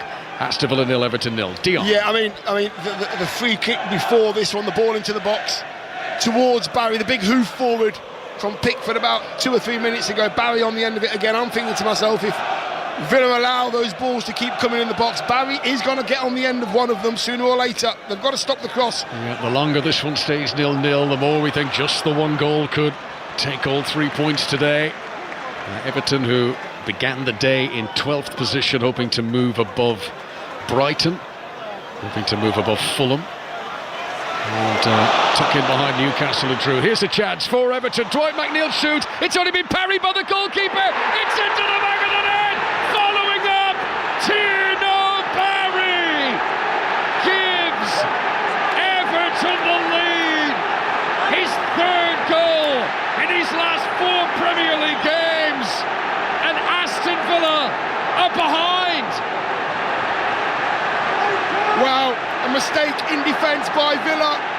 Konza has the ball under control. Pau Torres is moving away from Konza with his back to Konza to create more space for the ball to be played into. What Torres doesn't realise is the ball's on his way to him with his back turned, hits his heels.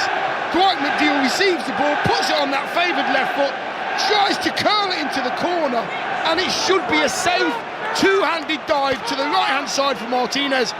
But as he hits the floor, the ball bounces out of his hands, and Barry is there for a tap-in. Lovely, clever finish, though. You had just said it a moment earlier, Dion. You know, he's making runs, he's getting into positions, he's lurking where he needs to lurk. He reacts really well to anticipate Martinez fumbling there, because it's only a brief instant. That's a great finish. It is a great scoop finish. It over the keeper. Absolutely. And as a centre forward with that sort of instinct, you say, right, I'm going to go just in case he drops it, just in case there's a mistake. And he's there, and he's got himself an easy finish to his standards, little chip over the keeper. Big goal for Everton after their disappointing results in the 3 recent home fixtures in a row. Big damaging goal for Aston Villa. And that has just rocked the home fans back onto their seats a little bit here. Villa, who've played well today, but haven't been able to take the big chances. And Everton, who, you know, you've got to be impressed with the way they've gone about their business today, will feel that they deserve this goal. So how are Villa going to respond? Because the debate as to whether or not they are actually in the title race, teams in the title race would find a way back into this now. This is Garner near the halfway line. Villa thought that was a handball. Play on to the referee. Barry allows Roll to continue. Good acceleration from Roll. Into the penalty area he goes, left-hand side. Esri Konsa's got to be careful. Grealish comes in support. Edge of the penalty area. Jack Grealish for Everton. Tried to play it through the legs of the defender there. Matty Cash just snapped his heel shot. Chance of a counter-attack, and it's all opening up now. Ollie Watkins sprinting through. Jake O'Brien trying to get back. Good recovery. And Jake O'Brien, last touch came off him. They're all appealing it's a back pass. O'Brien will say not an intentional back pass, and the referee agrees with him on that one. You never quite know how that would be interpreted. But 1-0 to Everton, and we got a game in our hands now. Yeah, we have. Villa have now got to come out. They've now got to start to create some chances. Ollie Watkins needs to stay up the pitch.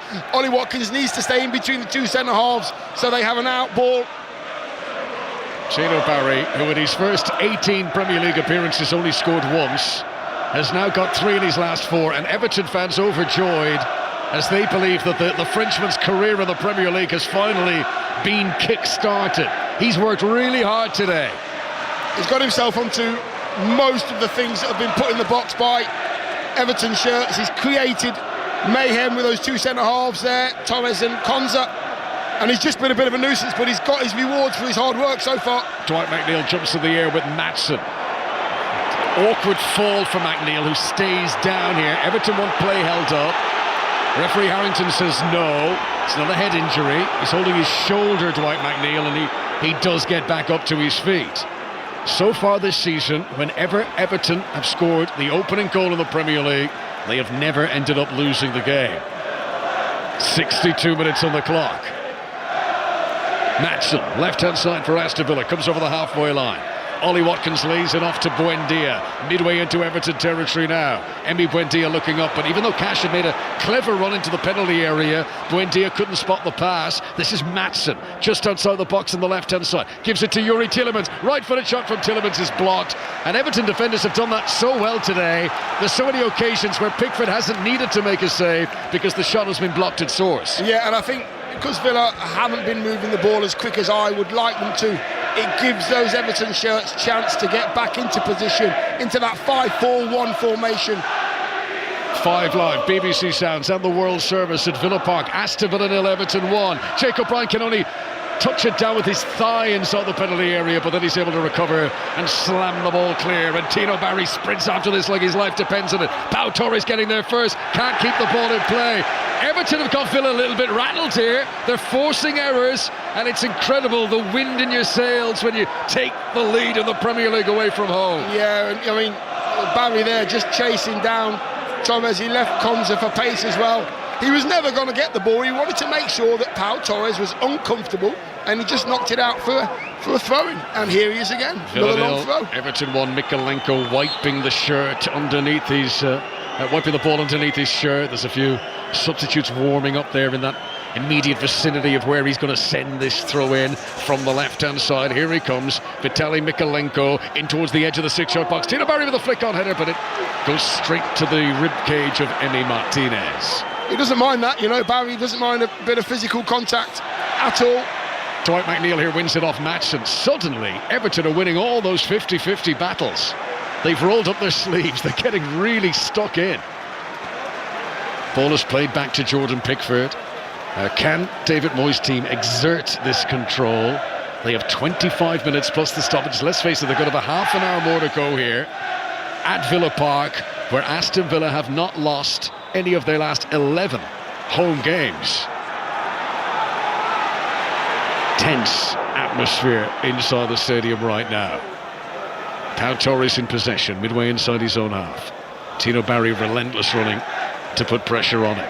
Esri Konsa gets it on Pau Torres' right shoulder, back into the Spaniard again. Everton have got to keep up the work rate that has got them to this position in the game. Maatsen comes forward for Aston Villa down the left-hand side, midway into Everton territory. Dwight McNeil working hard to stay goal side. Yuri Tielemans more central, floats it into the penalty area. Matty Cash arriving, Grealish missed it, gets on, clever touch to Morgan Rogers, and he slices the ball away off target. Defender, I think it was Mikalenko, sliding in front of him, made that difficult, but Rogers didn't catch it cleanly. No, he didn't, and I was watching actually Jack Grealish as that attack sort of went through the paces. Cash there on the far post, Jack Grealish was there, he didn't get a touch on it, Jack Grealish, but he put him off. And then the strike as well, Jack Grealish has thrown himself into a slide tackle as well. I just feel that he's been told more defensive duties. Two big chances today for Morgan Rogers. He's arguably sort of lashed at them, trying to hit them a bit too hard. England head coach Thomas Tuchel is here today watching the England players in action. Mrs. Pau Torres did well to judge that on the edge of his penalty area. It was a little pull back by Harrison Armstrong maybe on Esri Konsa. Referee gives the decision to the home side here. Aston Villa 0, Everton 1. Back to Kenny Crawford in the Scottish Cup. 25 minutes gone still. Auchinleck Talbot 0, Celtic 0. The sixth tier side hanging on at the moment. Couple of decent chances for Celtic. Paulo Bernardo header wide from James Forrest cross, and then Michel Ange Balikwisha blasting over from Anthony Ralston's cutback. Auchinleck 0, Celtic 0. Thanks very much, Kenny. So across the footballing spectrum today, earlier on, Aberdeen, the holders, are through into the fifth round. They beat Wraith Rovers. In the Premier League, it was Wolves 0, Newcastle 0. 6:06 is coming up live on 5 Live. Once this game is over, you can get involved with Robbie Savage and Chris Sutton taking your calls. 085 909 693. Get on the air on 5 Live this evening. This is Ollie Watkins, nice little layoff to Morgan Rogers. Garner in pursuit, slides in, brilliant from Garner. Wins the ball, passes it to Jack Grealish. Outside of the right boot, nearly releasing Tino Barry. Everton get it back again. Garner's having a stormer of a game. Mikalenko clears it up to the halfway line. Tino Barry wins another header. And he's fouled in doing so. Oh, hang on, no, he's not. Well, he was fouled, but he was in an offside position, which supersedes that. So offside Tino Barry, free kick to Aston Villa, who still trail here by a goal to 0 on 5 Live. Yeah, they're going to have to find a way of breaking down this 5-4-1, because Tino Barry is staying up the pitch. They're going into 9 players behind the ball, Everton, and now Rogers, Tielemans, Buendia are going to have to find something special. While we've got a break in play here, Tino Barry is getting some treatment. A chance to view the replay of the goal again. They did make a mess of that, Aston Villa.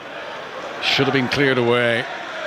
But Tino Barry's instant reaction to follow up and then clip it over Emi Martinez.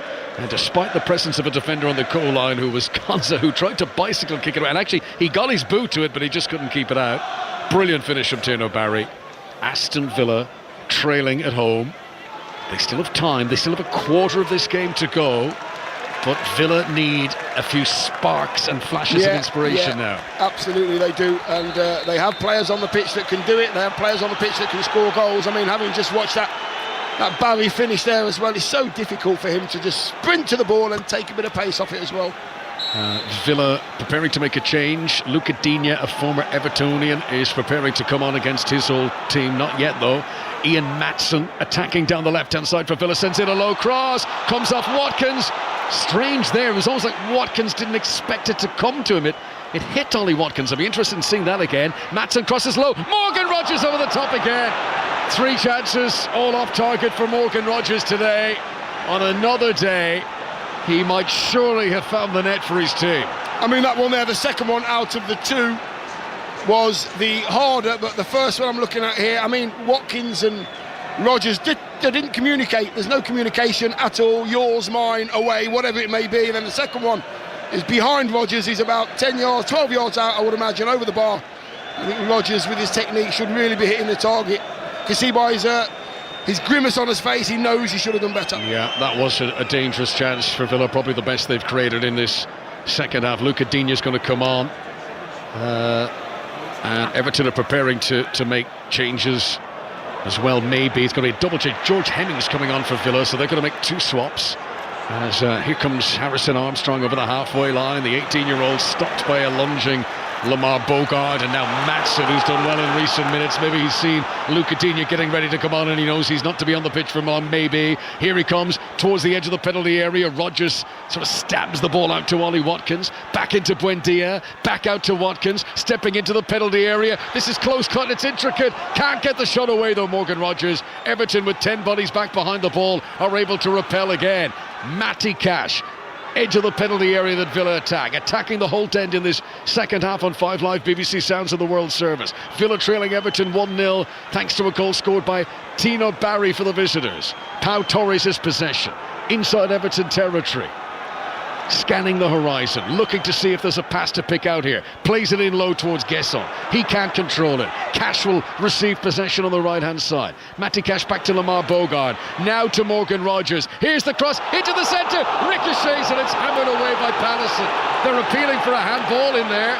There was a ricochet, but it goes out for a corner, and the referee is going to delay the taking of that corner so the video assistant referee can have another look at this. Yeah, there was a few little ricochets and deflections as that ball went into the box. Can't quite see anything, and there's so many players in there. Yeah.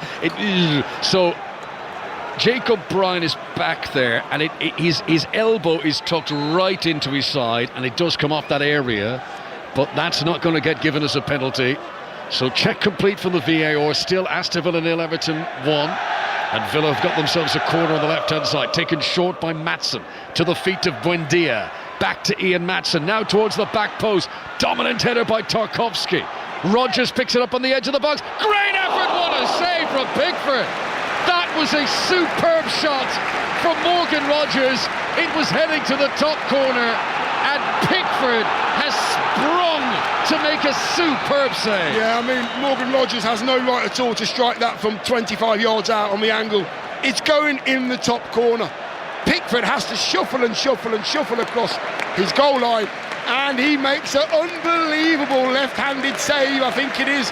There it is. Oh, one for the canvas there, Jordan. Well done, sir.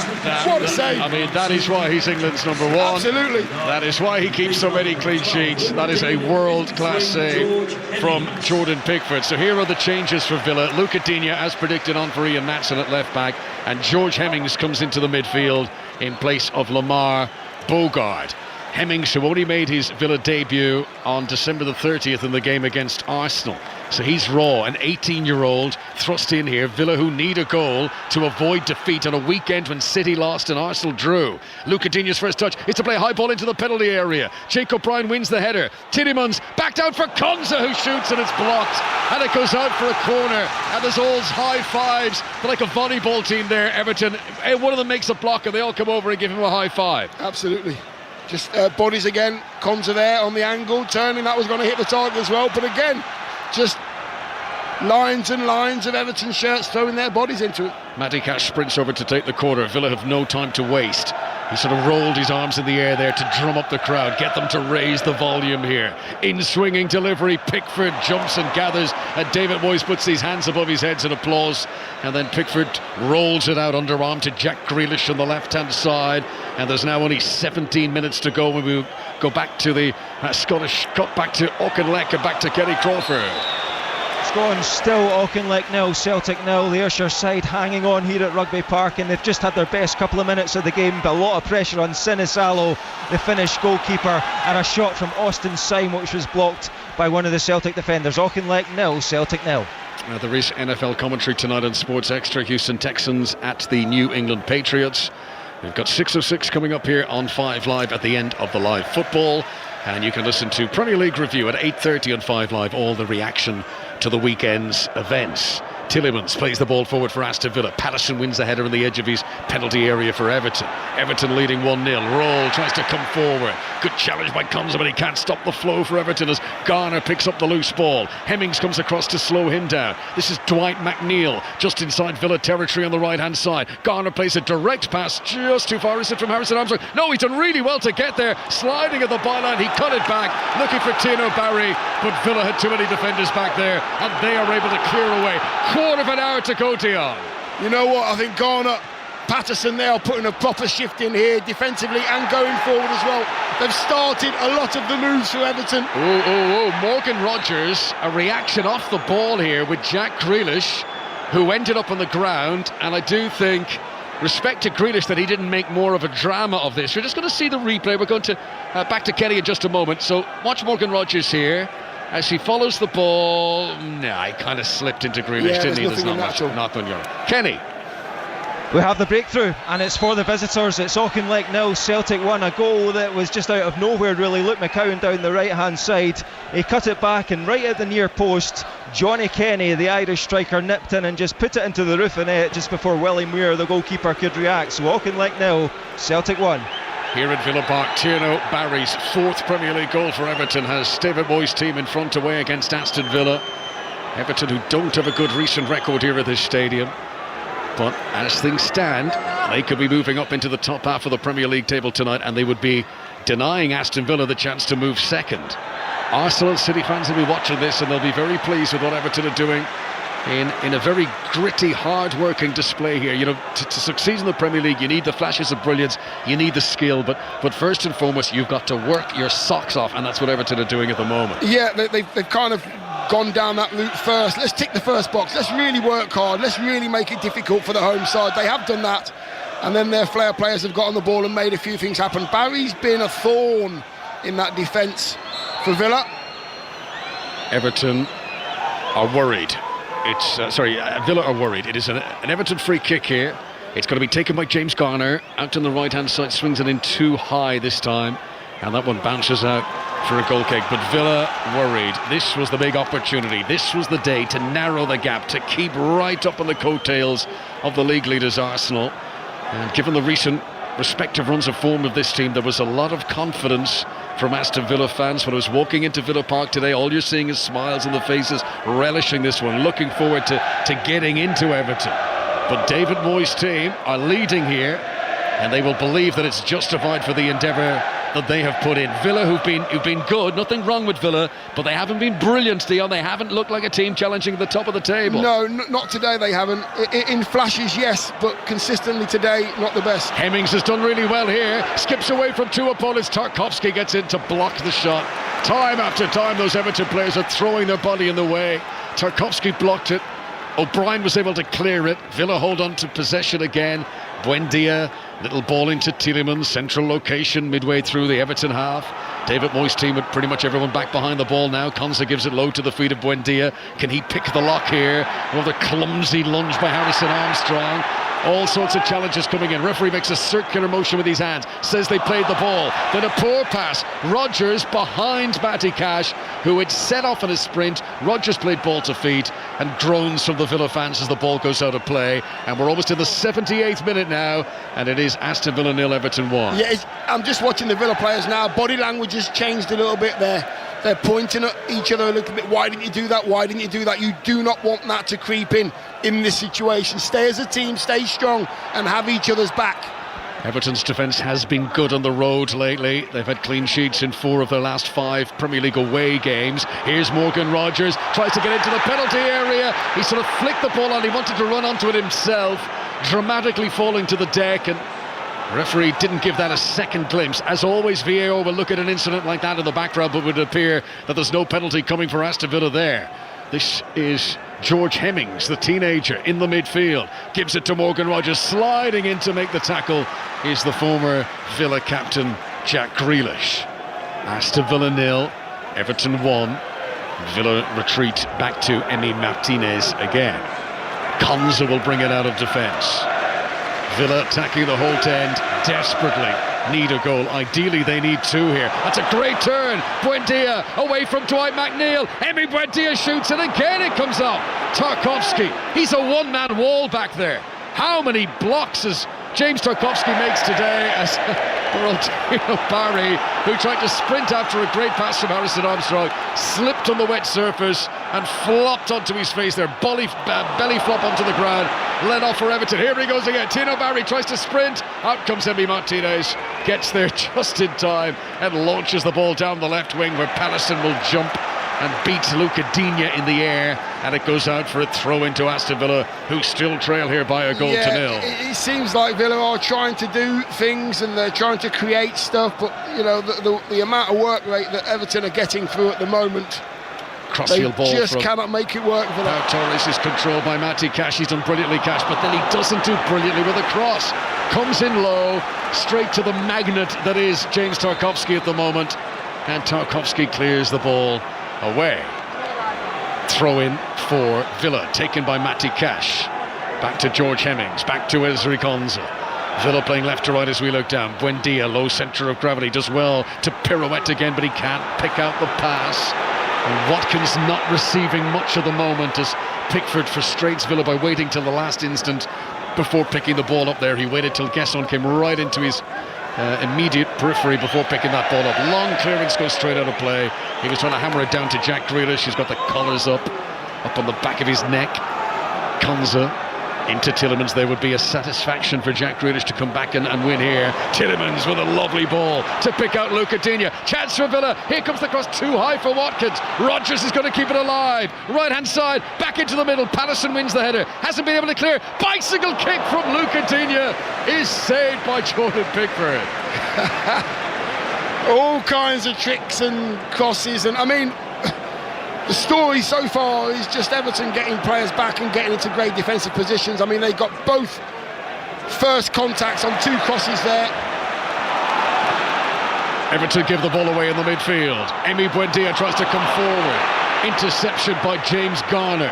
Seamus Coleman, who's one of the substitutes, is warming up right in front of us. He put his head in his hands there for a moment. He thought that Everton mistake was going to be punished, but they get away with it. They're getting away with things today, Everton. Sometimes momentum's so powerful in football. This is Grealish just over the halfway line on the left-hand side, toying with Villa a bit there as he dragged the ball under his studs, and Harrison Armstrong has got the conviction there to pirouette himself. Gives it back to Grealish, challenged by Hemmings. Down he goes, free kick to Everton, and that is exactly what David Moyes' team needed there. They'll take a breath, they'll take their time, and the clock ticks on, and there are now only 8 minutes to go. Yeah, Jack Grealish, best in the business, just allowing the ball to stay at his feet. He knows the contact's coming. He puts his body in a situation that takes all the pressure off his side.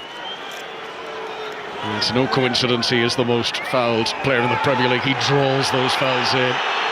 Everton are going to make a change. They're going to bring on Beto, presumably for the hard-running Tierno Barry, who's run himself into the ground today. 1-0 Everton lead. O'Brien launches it forward, backpedaling. Matty Cash wins a header, but he can only give it straight to Jack Grealish. Grealish to Mikalenko on the left-hand side, back into the feet of Roll. Roller hit the post after 11 seconds in this game today. Aston Villa 0, Everton 1. 5 live from the BBC in the Premier League as Gesson makes the interception, manages to pick it up the second time, and is fouled by Mikalenko. Free kick to Aston Villa, and they have no time to waste here. No, get the ball down, get the ball wide, get the ball in the box. You've got to create a couple of chances now. What we are 82, nearly 83 minutes on the clock. Substitution. I think Barry's been outstanding, Connor, I've got to say.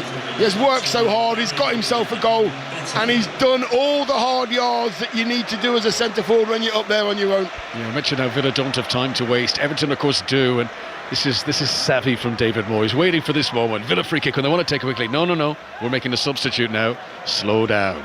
So on comes Beto, fresh legs into the Everton attack, but I agree with you, Dion. I think that's the best I've seen Tierno Barry play in the Premier League. And that is very encouraging for Everton fans as to what he might continue to grow into. Absolutely, and I believe then defences are going to start thinking, wow, he's a bit of a handful, we better, up our game. Pau Torres comes forward for Villa, groans again as possession is given away, and nearly a counter-attack opportunity. Garner tried to spray it up to Beto, and it was just cut out ahead of him, otherwise he would have been one-on-one. Ball goes out of play, throw into Everton on the far side. There is an edge that is growing here.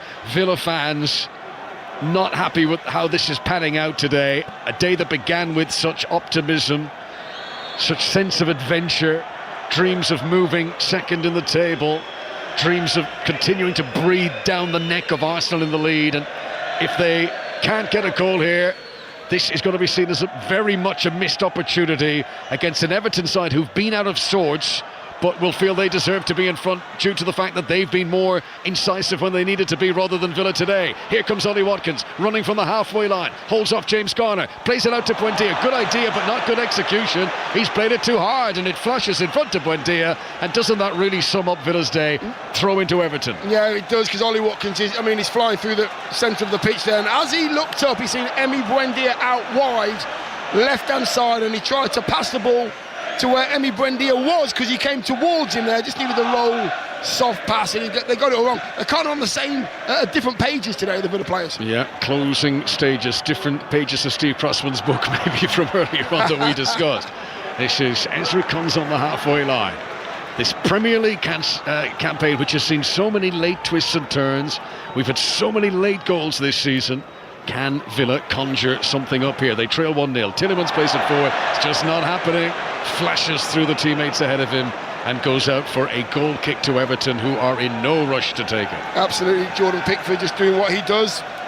When he can take the time, he will take the time. He's saying, no, let's go short, let's go long. And when he decides to go long, he's putting the ball down. It is, and I do know that there's chances yet in this game to come. Another couple at least. Aston Villa, I think it's worth putting in context, 5 minutes to go here. They have been enjoying their best run of home form since the 1980s. But is it going to come to an end here? Is this going to be a first home defeat in 12 games here at Villa Park? Tierno Barry's goal separating the teams. Konsa still inside his own half, that open palmed gesture to suggest, come on, give me better options than this. Villa, who started the game with such an assuredness, but now they're questioning everything. Konsa again. Everton, sensing this opportunity, are determined not to allow it to slip.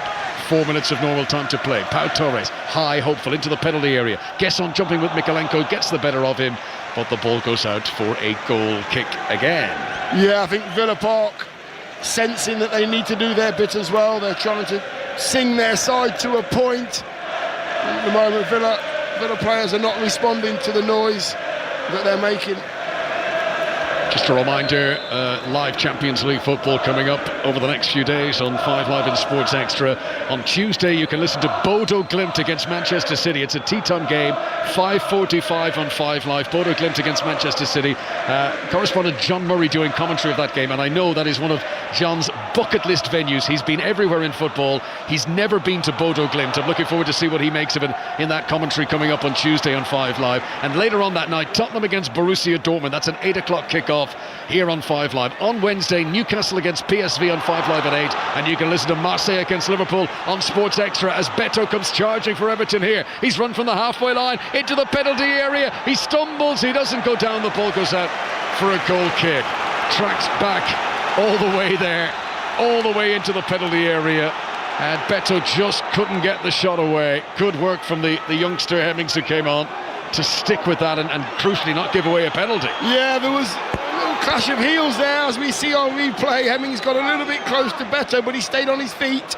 I think if he'd have gone down with that little bit of contact, he may have made the referee make a decision, but honesty again, yeah, credit not to getting him. any reward. Credit to him. Yeah, that's the trouble. Nice guys come last, don't they, when it comes to easily going down to the penalty area, but credit to Beto for doing his best to keep his feet there. Konsa has possession for Villa. 2 minutes remaining. 1-0 down. This will be damaging if it stays like this to Villa's title surge. Mikalenko sliding in. Oh, he's beaten by Matty Cash. Cash into the penalty area. Rolls it back to Buendia. Good challenge, Tarkowski. Tarkowski's put in a great performance today. This is Rodgers. Just outside the D of the penalty area. Hit it, says a Villa fan. But they try to work it into a better position. Patterson heads it away.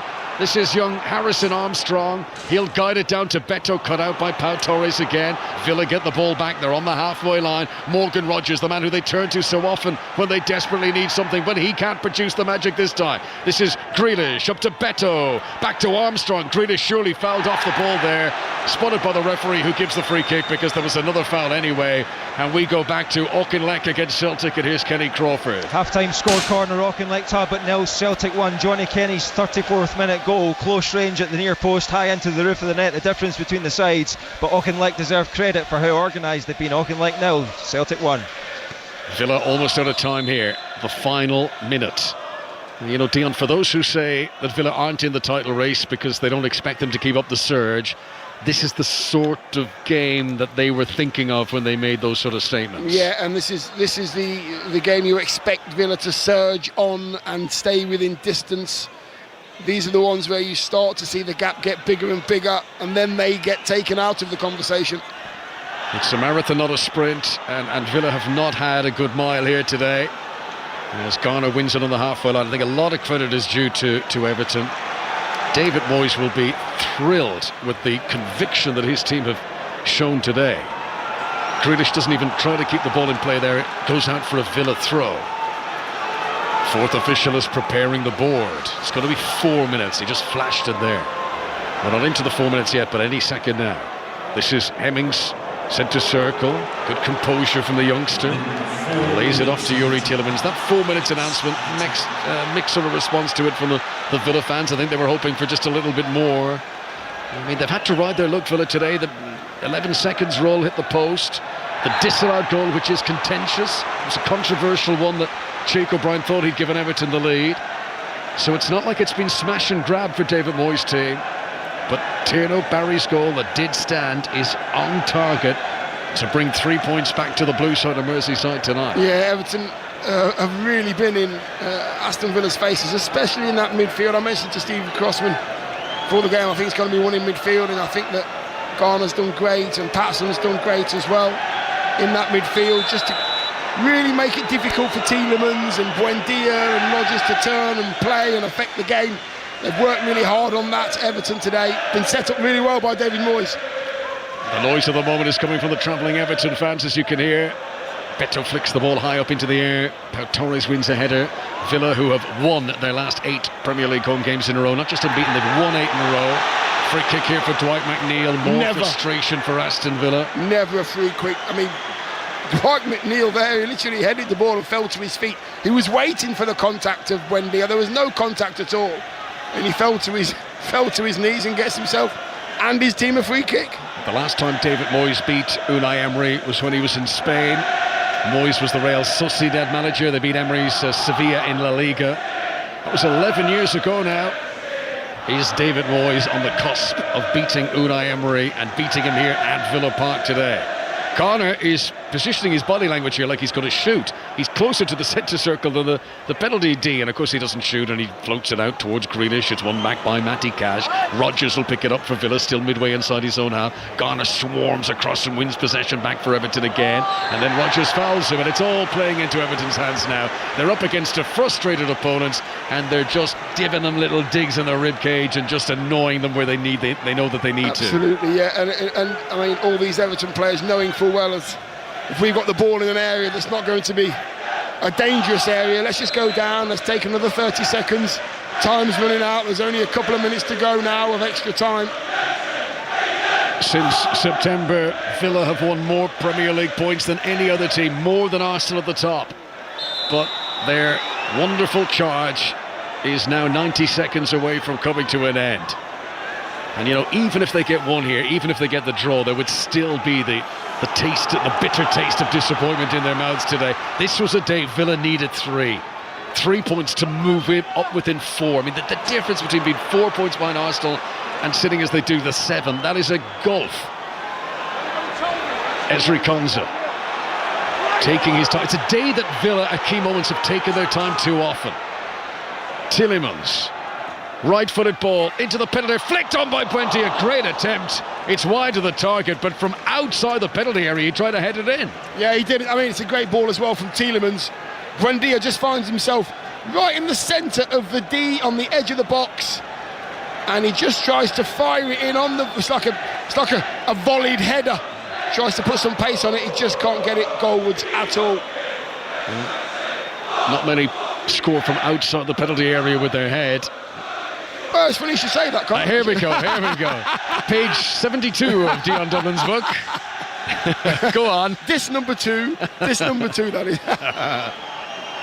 Okay, Pickford is running down the clock. He waits as long as he dares before getting in trouble for time wasting. Clears it up over the halfway line. The 4 minutes are up. Villa surely out of time. Tierno Barry's goal is going to send the Everton fans home very happy tonight. Martinez gives it to Matty Cash. Everton fans whistling as loud as they can. Sliding challenge from Harrison Armstrong. Cash reacts. The two sort of push each other, locking antlers. Nothing untoward though. Throw it. Cash thought it was a free kick and he took it. It's not, it's a throw. More precious seconds wasted. Konza comes from deep. Final whistle blows and it is all over, and Villa's unbeaten home charge comes to a halt. This is a big win for Everton. This is a big day for Tierno Barry, who's beginning to emerge as a central figure for David Moyes' team. It's a first win in 4 games for Everton, only a second win in 8 for David Moyes. Unai Emery's not happy, but I think there can be few complaints on a day when Everton worked to get that victory. Dion Dublin. Yeah, I just think Everton just did the hard yards and the ugly stuff better than Villa. Villa were a little bit slow in possession, especially from the back four moving forward. They took too long on the ball, killed too much time. I was told many years ago, you pass the ball, you pass the time on with your pass, and they didn't do that today. Everton, in my opinion, and it really hurts me to say this, they deserve the win today. So Everton win at Villa Park in the league. It's for the first time in a decade. Everton move back up into the top half of the table. Just watching Ollie Watkins applauding the Villa fans. He's the last Villa player to leave the field here. He did not get service today. I can't think of a time where the ball is played to Watkins and you think, oh, he should have done a bit better there. The best chances fell to Morgan Rogers, and the man who's been banging them in all season just didn't have the composure today to hit the target. No, he didn't, but I think a lot of that was down to being forced to try a different finish, not a comfortable finish. There were chances where he could have taken it first time. He's not the only one, by the way, Morgan Rogers. There were a couple of half chances. Maybe Ollie Watkins had a half chance as well when Diaz tried a header from the edge of the box.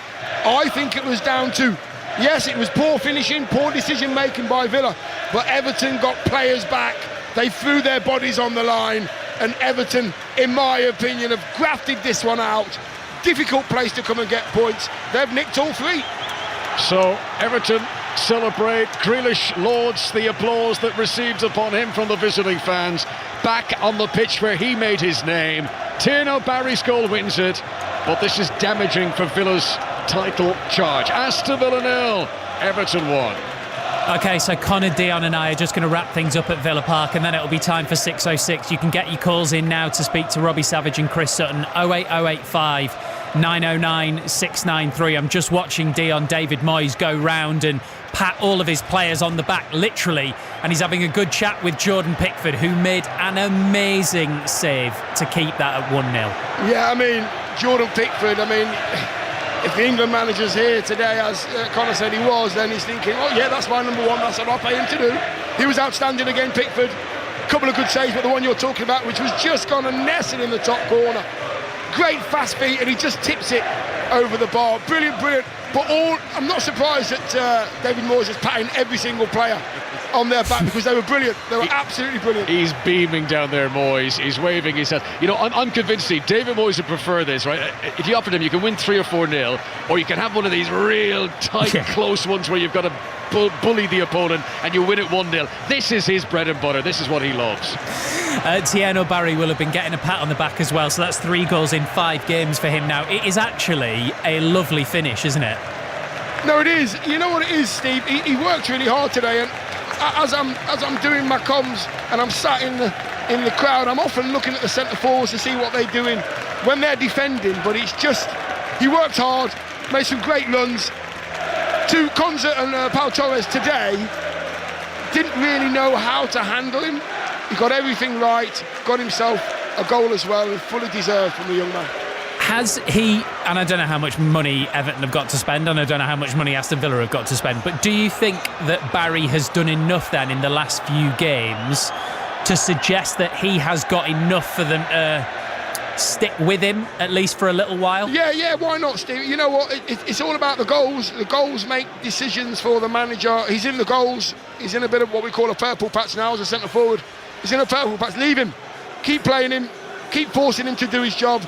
And he'll get goals. He did well today, very well. Did you see that little kid, Connor, just running over the beach to see Jack Grealish and give him a hug? I'm trying to make it. I think he's an Evertonian, right? He's come from the away end. Yeah. He sprinted the full width of the pitch because he saw that Jack Grealish had stopped to sign a few autographs, and these four giant, burly security staff came in. I mean, what age is he? He's about 8, 9, something like that. The worrying thing, though, Connor, he left them all for dead when it comes for pace.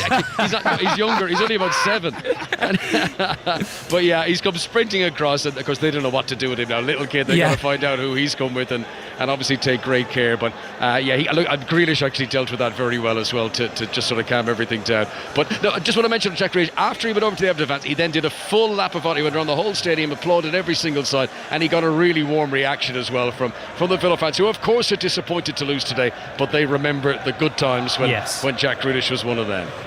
It was a strange one today for Villa, Dion, and I don't know if this is putting sort of too fine a point on it or reading too much into it, but I did watch that thinking, is this what Villa might look like when Morgan Rogers has a rare off day? Because in the round he did have a rare off day, didn't he? Yeah, he did, forced to have a rare off day, I think, by the quality of the way that Everton was set up and the amount of blood, sweat and tears that they put into this game. Morgan Rogers had a lot of the ball, Steve. He got on the ball, he had chances to create things. Yes, he's got very high standards and he didn't hit them today. I don't think there were many Villa players that did hit their own high standards today, and I do believe that most of the Everton players hit theirs. That's the difference. There were just a few times, Connor, when somebody would get the ball wide and cut it back to Morgan Rogers, and I'm expecting either a goal or a really good effort, and it was going 7 or 8 yards over. Yeah, I mean, he scuffed a few of them. Do you know, I think Dion's right, though, and as he said it really rings true. It's a day when Everton fans were Everton defenders were sliding in, blocking, and it's almost as those chances were coming to him, he's not relaxed over them. He's thinking, I've got to get this away quickly because Tarkowski or O'Brien or Garner are about to clip my ankles here. I've got to hit it fast. So he's never relaxed over those. I think Thomas Tuchel will obviously be making his note. It's not a great day for Morgan Rogers in that regard, because, you know, as we know all season, on another day he'd have tucked 1 or 2 of those into the top of the net and we'd all be talking about what a great player he is. But look, not every day can be your moment, and as you said, when he has a ever so slightly off day, Villa as an entirety very much suffer.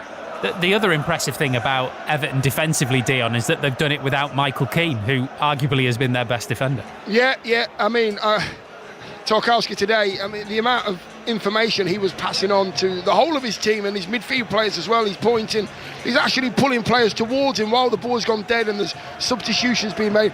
He's pulling his teammates towards him, whispering in their ear and pushing them away, taking charge, being the captain. This is what I expect from you. You know, do your hard yards when you've got the ball, do your hard yards when you haven't got your ball, and we'll get over the line. I'm a huge fan of Tarkowski. It feels like he's got this gravitational pull. When the ball comes in, it's always somehow towards him. But the reason for that, of course, there's no gravitational pull. It's his positioning sense. He puts himself into the most likely location that the ball is going to arrive into. And you know, over the course of a season, how many blocks and clearances does he make?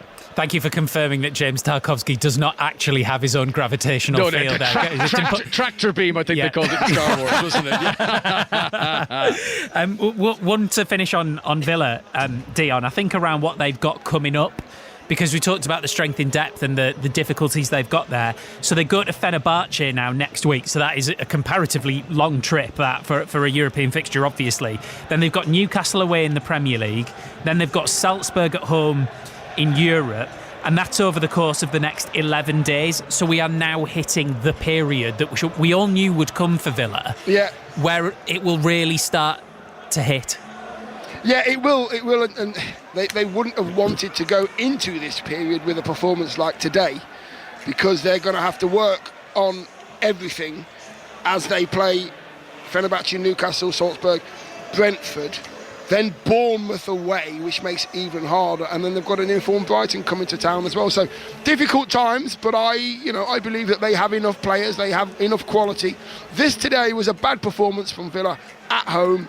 They should have done better. They had a few chances, but Everton deserved to win the game. Let's get it right.